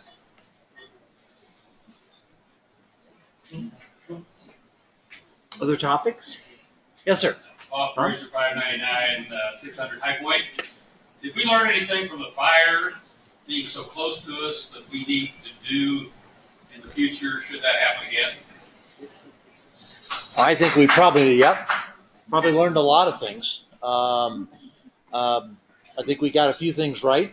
I think the most important thing from my perspective that we learned is that there's actually a county system here that you can sign up for, and I sent everybody and the link to this in one of my e-blasts. It comes on your phone. When there's a problem, whether it's a flooding situation or a fire situation, they know where you live because you tell them. And if it affects you personally, it comes up on your phone. Now, if it's going on way out west, you don't get bothered. But all of us, whether it's when we're off property, when we're off looking to downtown, if we've got a pet here that's not with us, if we've got a family member who's not with us, if we're on the wrong side in the wrong vehicle, this will tell you faster than anything that I've been able to find that there's a problem and you need to respond and you need to react. And so if you haven't signed up for this, I definitely encourage each and every one of you to sign up with La Plata County for urgent emergency response. I got to tell you, I've had a dozen flood warnings in the last 3 weeks, and it seems a little bit of a nuisance. But every time I get one, I change my behavior, and that's what you got to do. What's that? You sent us a URL. I did. For that. Yep, absolutely. And it's in the and we can. It's called La Plata County Code Red. You can find it. Google it. You'll find it. It's yes.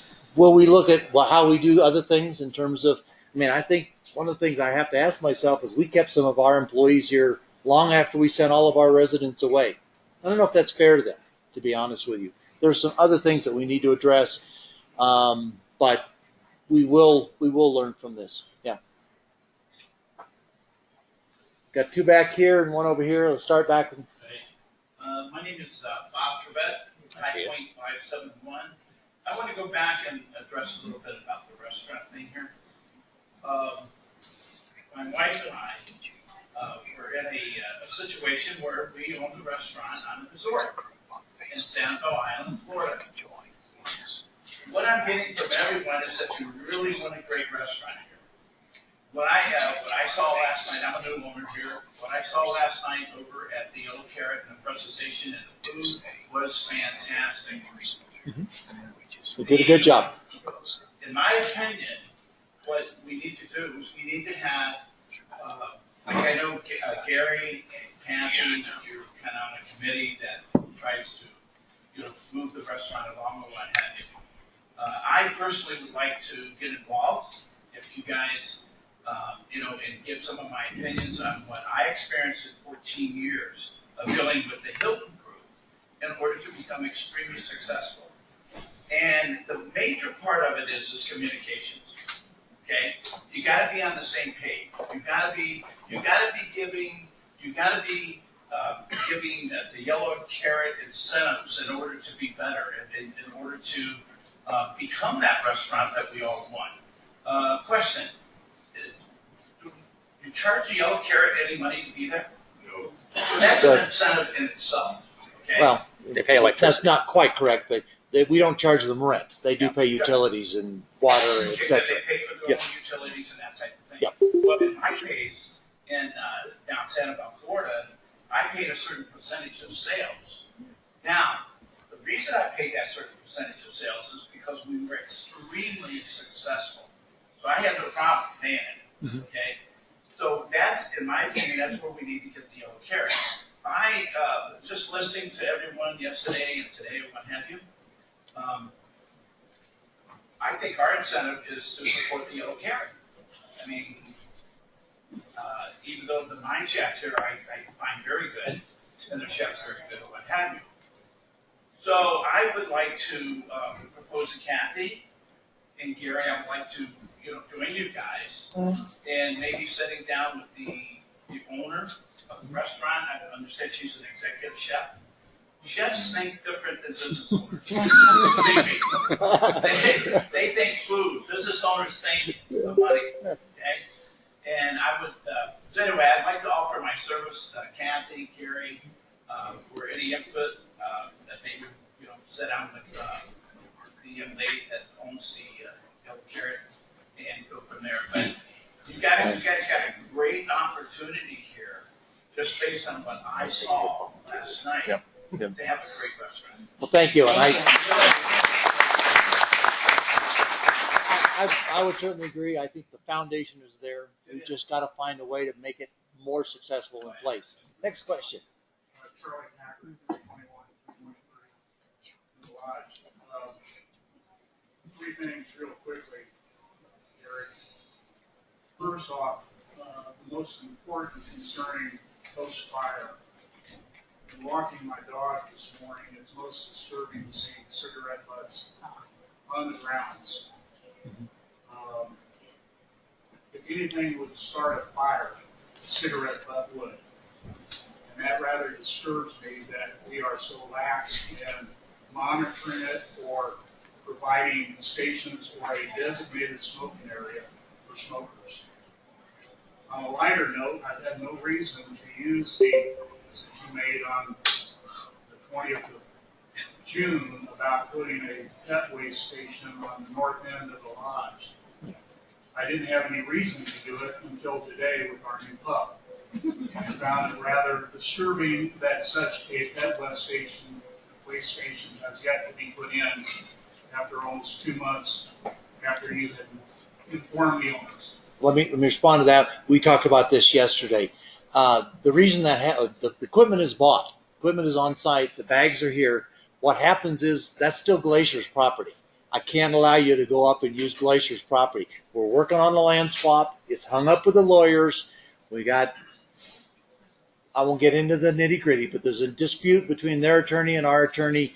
That's a mortgage question, not a commercial dispute, but a documentation dispute that needs to be resolved. It's in their hands, not in ours. And I would love for it to tell you it was done a month ago. And if it had been done a month ago, that stand would have been in place a month ago. But I can't put it on somebody else's property. No, I think that as a homeowner, then we should be informed of that earlier. Okay. Yep. Okay. And on a much lighter, but I think more serious note, we have a reserve, we had an income of $160,000 plus north of that this last year. Is that how I read those financials?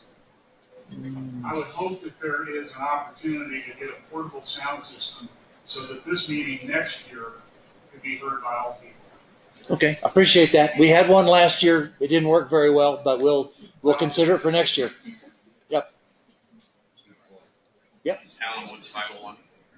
One of the comments I heard when the fire was, I think down in Falls Creek, the firefighters were talking about what a great job they did with fire mitigation. Have we done anything to look at better fire mitigation moving forward? We have had, as part of our insurance coverage, a fairly extensive review of our property from one end to another, and they pronounced us to be at the higher end of that question. Now, can we do more? I guess the short answer is sure. We can cut down some trees, but and I don't know, Joe. I wasn't directly involved in the analysis by Chris and his team, but the analysis they gave us suggested that being more or less surrounded by the golf course gave us a pretty wide moat. As you well know, there are some trees close to buildings, but they thought the moat gave us pretty adequate protection. Yeah, Go ahead. a couple of things into that. I've had discussions recently with Dave Dunn regarding our how we spend. You saw up there that we haven't spent all the money, especially in the capital projects and some of the operating accounts, because as we get into fall is when we really do a lot of these projects, because that's after all you guys have left, and we don't get as many rentals in the shoulder season, and so we can do more things. And one of those things is cleaning out, thinning out, especially down around Gamble Oak. Those Gamble Oaks grow like they're like weeds, so thinning those down. But largely, like Eric said, our property is fairly well positioned to be protected from fire because we have a golf course, and we have watered landscape, grass, so there's not a lot of problems with what the fire people call fuels that are on the ground and close to buildings that you want to clean out. And we keep, if you notice around the outlying complexes, we mow a good line out and keep the brush, keep the grass, the native grasses down. As a matter of fact, this reminds me of a conversation I had probably on June 1st, 2nd, or 3rd, whatever it was, after we'd been evacuated. My neighbor down in Scottsdale, kind of watches over my house when we're gone up here for the summer, is a fireman. He works for Scottsdale Rural Metro Fire. And first thing he asked me is, what's your situation with, your fire thing? When I told him we were surrounded by a golf course, he sent me a thumbs up sign. So I think we're doing pretty well, but doesn't say that we're not annually thinning out the brush and so forth. So yeah, we're doing it. Okay. We're good. Jerry, what's your Jerry Q2, High Point 623. Again, along the fire. I'm monitoring it from Albuquerque, where I normally live. I got the distinct impression that the firefighters were paying particular attention to putting out anything that got thrown over the highway onto this site, because this is where all the residences are. And that was my impression from monitoring the reports and the daily reports and such things. So I think the local firefighters at least understand the importance of doing that. And I also wanted to thank Gary for putting out the updates to all of us. Yeah, I think that's true. It wasn't just local. There were fire trucks, fire departments from 500 miles away. There was Albuquerque, there was Phoenix, there was Aspen, there was... They were from Virginia. I talked with people from Virginia. They're from all over the country. Yeah, I mean, at the height of it, there were 6 fire trucks sitting in the High Point parking lot alone. The last management team that was here after the Type 1 team left was from Portland, Oregon. Okay, lots more questions. Pete? B. Madden in Lodge 223. I was here that day, and I had 20 minutes to evacuate. The flames were right across the road.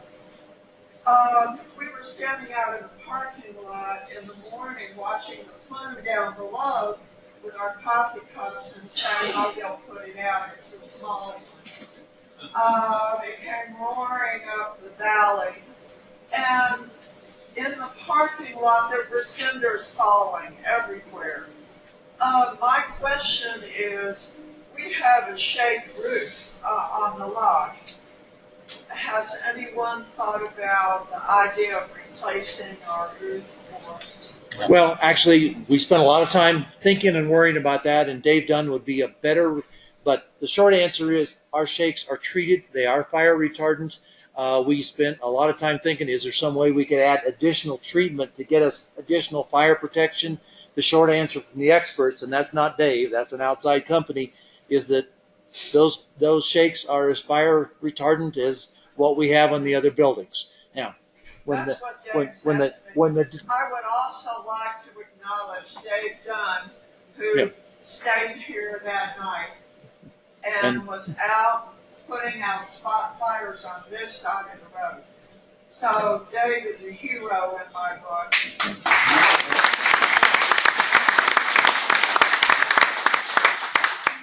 I'll certainly second that. Dave and I exchanged texts 2 or 3 times a day, talked multiple times. I just can't imagine. I can't tell you. He must have been working 14-hour days. Every day we were prohibited from coming back to our property, and did yeoman work, and the fire department, the sheriff's department, everybody had good things to say about what Dave did in terms of presenting our property so it could be best protected. Caroline 4213, I want to thank you for writing a letter to the editor about there was previous comments on why we didn't offer firefighters a place to stay. And thank you for your letter to the editor. I really appreciate that. You're most welcome. I wish they'd printed it the day after instead of 2.5 weeks later, but yes. And I also have Kathy, I just have a comment. We have quite a few guests come in for the summer, and most of them, all of them, were disappointed that they didn't have a breakfast here. Right. And that was prevalent to anyone who's been staying here, is they didn't have a breakfast. And I guess it was because they had to come to my house and I had to feed breakfast.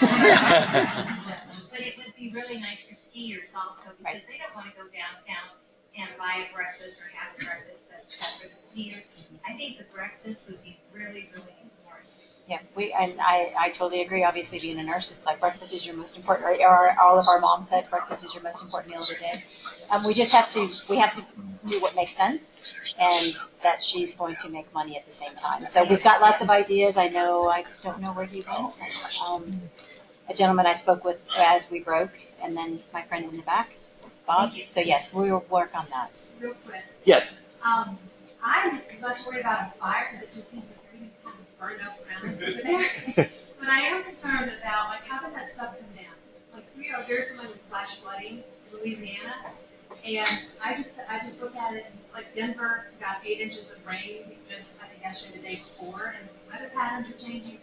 And I know that we emailed you about that, but I just wanted to make sure, like, we're good for flooding. Oh, in terms of property, flood insurance question.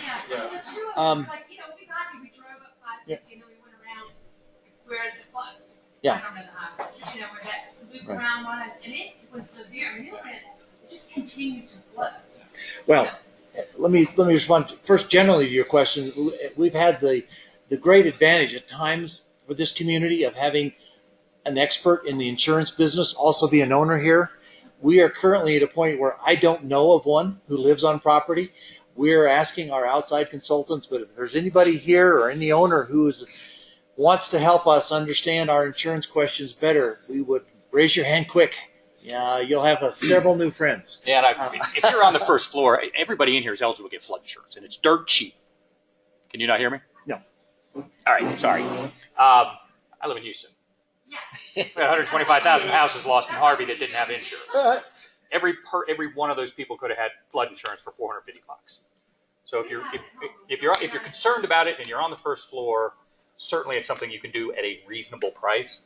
I think our risk is pretty limited, but again, it's not expensive if that's a concern you have. Anybody's eligible to buy it. We're not in a flood zone, so.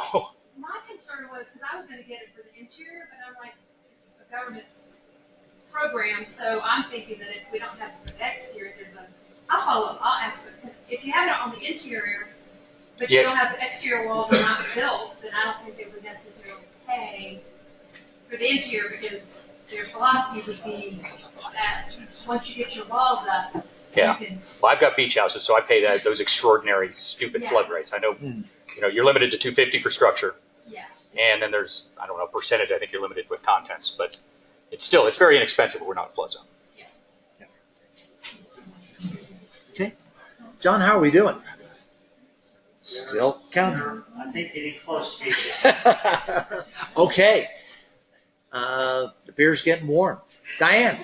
Diane Emery, 826. I just want to reiterate, everybody seemed to live through the stage 3 fire restriction on smoking. And I would like to see us go to a permanent stage 3 smoking. You know, I'm the pain in the ash. I hate those cigarette butts. There's been more cigarette butts appearing in Pinecone. I live here, primary residence. I don't want to take that chance.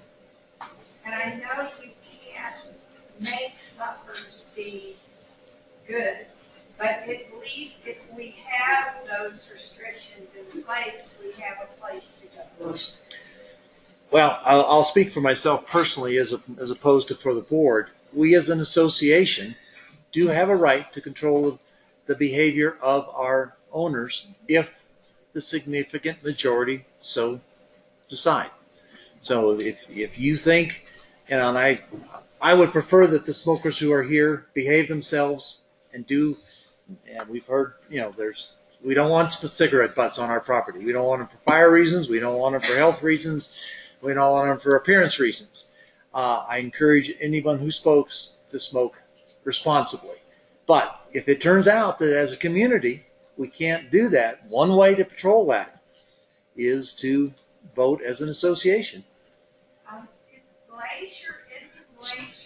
Glacier has mandated they are a no smoking facility, which includes their golf course. Now, how they enforce that and what they do to enforce that, I don't know.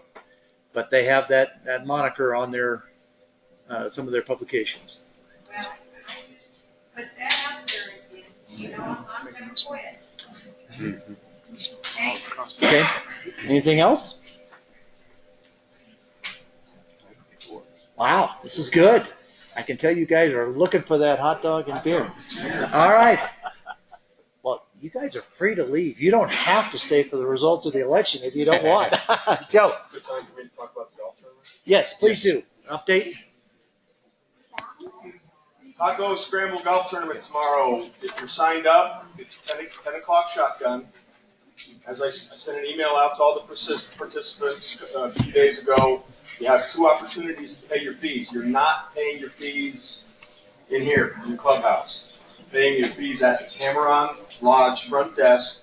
You can do that immediately after this meeting, or you can do it tomorrow morning prior to coming over here and getting your clubs on the golf cart and getting ready to go. We have 43 players. I would sure like to have 44 so that we can even it out to 11 foursomes. So if anybody's interested in playing and you're not signed up, come see me right away and I'll get you on. Pairings party tonight at 6:30. I think you all know how we do this. It's a blind draw. A, B, C, and D players. That's why I asked you for your handicaps or average scores. So we'll get that all set up. If you come over to the Yellow Carrot tonight at 6:30, we've got food and beverage available for you, gratis, and it's included in your entry fee. But anyway, so come to the pairings party. We'll have the scoreboards up on there, and you'll see who you're going to be paired with, and you can meet and greet with your playing partners. And then tomorrow, right after golf, drop off your golf carts here, get your golf club secured, head back over to the Yellow Carrot, and we'll do scoring and prize distribution there. Any questions? Non-golf spouses and other non-golf owners spouses tonight? or guests partners, whatever, who want to come to the pairings party. You haven't paid a golf entry fee which covers you for the pairings party. You can come for $25, and you can pay that at the lodge front desk along with your when you pay your entry fee. Oh yeah, and drinks for tonight. It's 2 drinks per person, complimentary. Heather or Heather's front desk people will issue you your drink tickets. Same kind of deal as we had last night at the owner's reception. So you'll get the drink tickets when you pay. Don't forget, if you're in the golf tournament, please pay before the tournament. Okay? All right, I have one last favor. Thank you, Joe. Yep. I don't see any questions. I asked Heather to stay because I was sure there was going to be a rental question. I need a rental question from you guys here, quick. Otherwise, Heather's going to say, what in the world was he thinking? Heather, would you like to say something? I just wanted to say that we have had some great feedback from our rental guests who have golfed this summer, who have now enjoyed the amenity center. So we've been getting some positive feedback from the rental folks. We're definitely seeing some increases in activity with rentals now that we're having weddings over here. I think Julie mentioned, I think we had 12 wedding rooms this summer. We're definitely starting to see numbers go up. And a little bit like Julie, I'm kind of looking for some more rental inventory because I'm already working with 12 wedding rooms for next year. So as different properties have sold over the last year, we've actually been seeing some of those units just kind of go private and not stay in rental. So our rental inventory numbers are down. And I can see that we're going to start seeing some increase more so than we have in the past. So if anybody's thinking about, possibly renting their unit, And if you really want to make both Julie and Heather happy, you can buy another place and put it in the rental pool. Hey, one thing to add, I know I told everybody who came to the meeting yesterday this, but if you weren't there, if you'd left early, we spent a considerable amount of money this year upgrading the Tamarron Vacation Rentals website. It now works on the cell phone. We've got social media posts happening. Ann Dixon has done a great job getting the word out, working with Glacier. If you guys are on social media, if you're on Instagram, if you're on Facebook, Twitter, go in there, like the page, share pictures. This is all about spreading word of mouth, and we've gotten a boatload of followers this year. But if you haven't done that, please go in and do it, because that's an important part of getting the word out about the community. Yes, ma'am. Could you clarify? I think you said in the meeting yesterday that of all the units here, 1/3 are rented, 2/3 are not. There's 106 short-term rentals and 26 long-term rentals. It's basically about a third. All the total Tamarron units, what percent It's are about a rented? third. Yeah, about a third. It's 380 units, give or take. 379. So it's about a third. Last year, for example, we were 140, Heather, for short term, give or take. We were around 135 I think last year, and more like 40 some long term. Yeah. So we've had, you heard the sales. We've had 40 some properties sell this year, and I think what I said yesterday is what tends to happen is people get in here with the assumption they're going to get up here a lot more frequently than they're actually able to, and after a couple HOA bills, they tend to get back on the rental train if they're not already. So I think we'll see that pick up again. But right now, that's where we're at. It'll be interesting to see if that's a trend or, if we're morphing more into a full-time resident or, I don't want to say that, that's not right. Renters versus non-renters. Well, hopefully what we'll start to see is more and more activity because of the amenity center, because of the golf, because of everything that we're doing, to the point where it motivates people to get back in. I think if you're looking for what is the majority of this property, it's second homes. Yeah. That's what I was looking for. Have you considered a webcam putting one up? It's funny, I thought about that yesterday. That makes, honest, I I do have a life, but when I'm not here, I'm here in my heart, and I'm like always on all of the different websites checking. And that just is such an exciting thing to see, like in real time, what's going on. Yeah, I did think about that yesterday when we were talking, because, you know, I get on Purgatories all the time. Yeah. So. Yeah. Look, I didn't go down. I'm going to you're right and tell you it's awful. Yeah. Yeah. Dottie?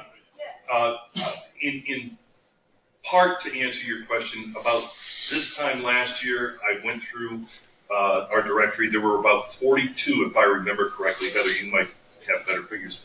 About 42 owners who lived here full time. And just a little while ago, I did the same thing, and I believe the number is 51. So there is an increase in owners who are living here. At the same time, there's been a decrease, somewhat, I guess, of long-term renters living here. So I'm just thinking back, over 15 years or so, it seems to be changing, and yet, it is. my only point would be, it seems like we spend a lot of time talking about renters and rentals, but in fact, it's only a third of our community. But maybe that's because that topic requires a lot more detail, a lot more involvement than the full-time resident. Eric just made a comment. It was a good one, so I wanted to repeat it. And Heather can allude to this. It's hard to get people to drive up here to work, and they are overpaying for rent in town. If we get financing in place, you'll have people in town that can get a 30-year loan, finance a 30-year loan, and pay less than what they pay in rent in town. So that could change that ownership dynamic as well. So that's that's why I've been passionate about getting it done, because I think it does add value to us. That just we've gotten to a point now where there's very little inventory in town for rentals, and people are having a hard time getting housing. Period. I heard a guy last night complaining about how much it costs him for rent. So I think our ballots are ready. They're coming in momentarily. Okay. Coming in momentarily. Well, I guess that means we could take one more question. Or not. Okay.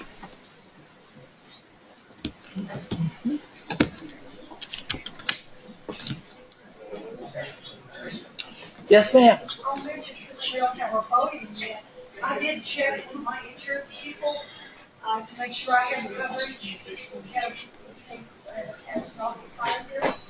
He said to ask the HOA, when they talk about the coverage, if, for example, the lodge was burned down, would the HOA money and our insurance pay for the structure to be rebuilt?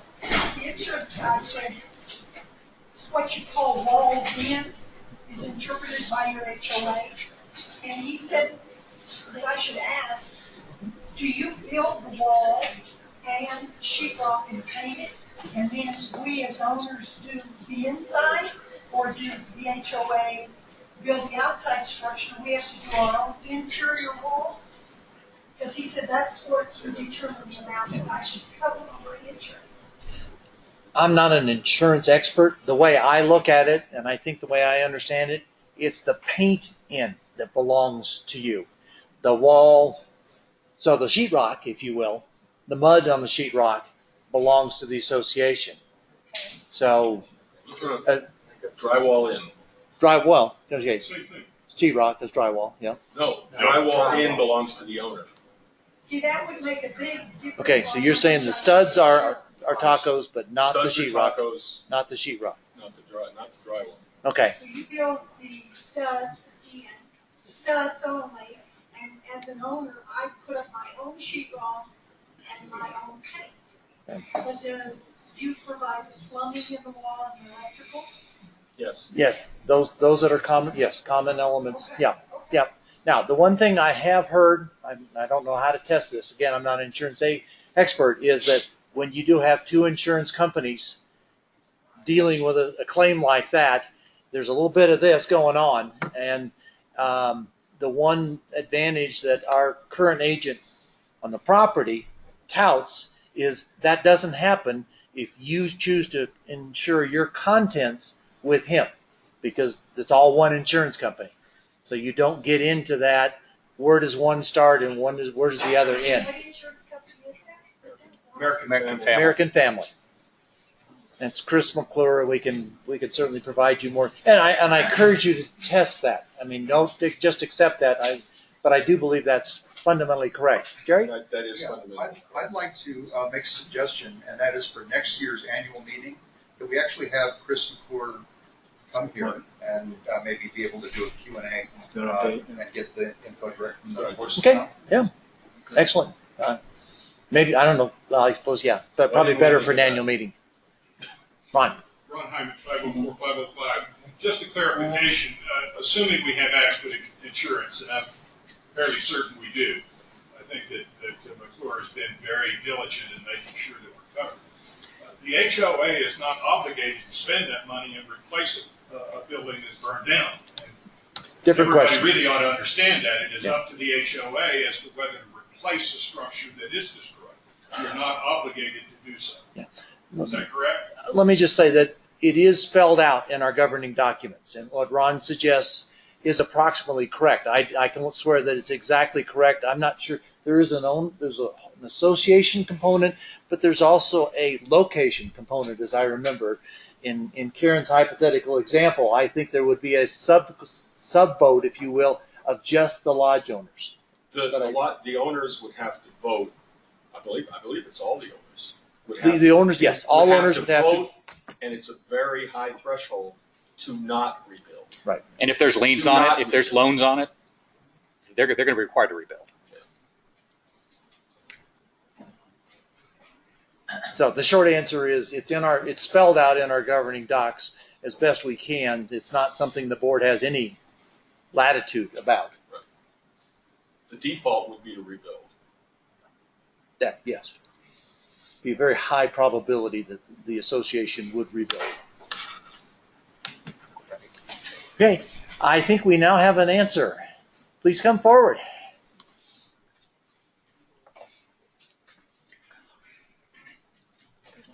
I'm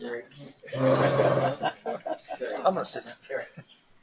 You want me to identify? Please, yeah. Michelle Sinio. What's the firm again? Frederick Zink and Associates. Frederick Zink and Associates, and she was one of the vote counters along with Elisa Olliger from Elliott Meadows. So the two of them have counted votes, and Yes. what do we got? So Scott Gillen, Boyd Hodges, and Eric Tibbetts. Great.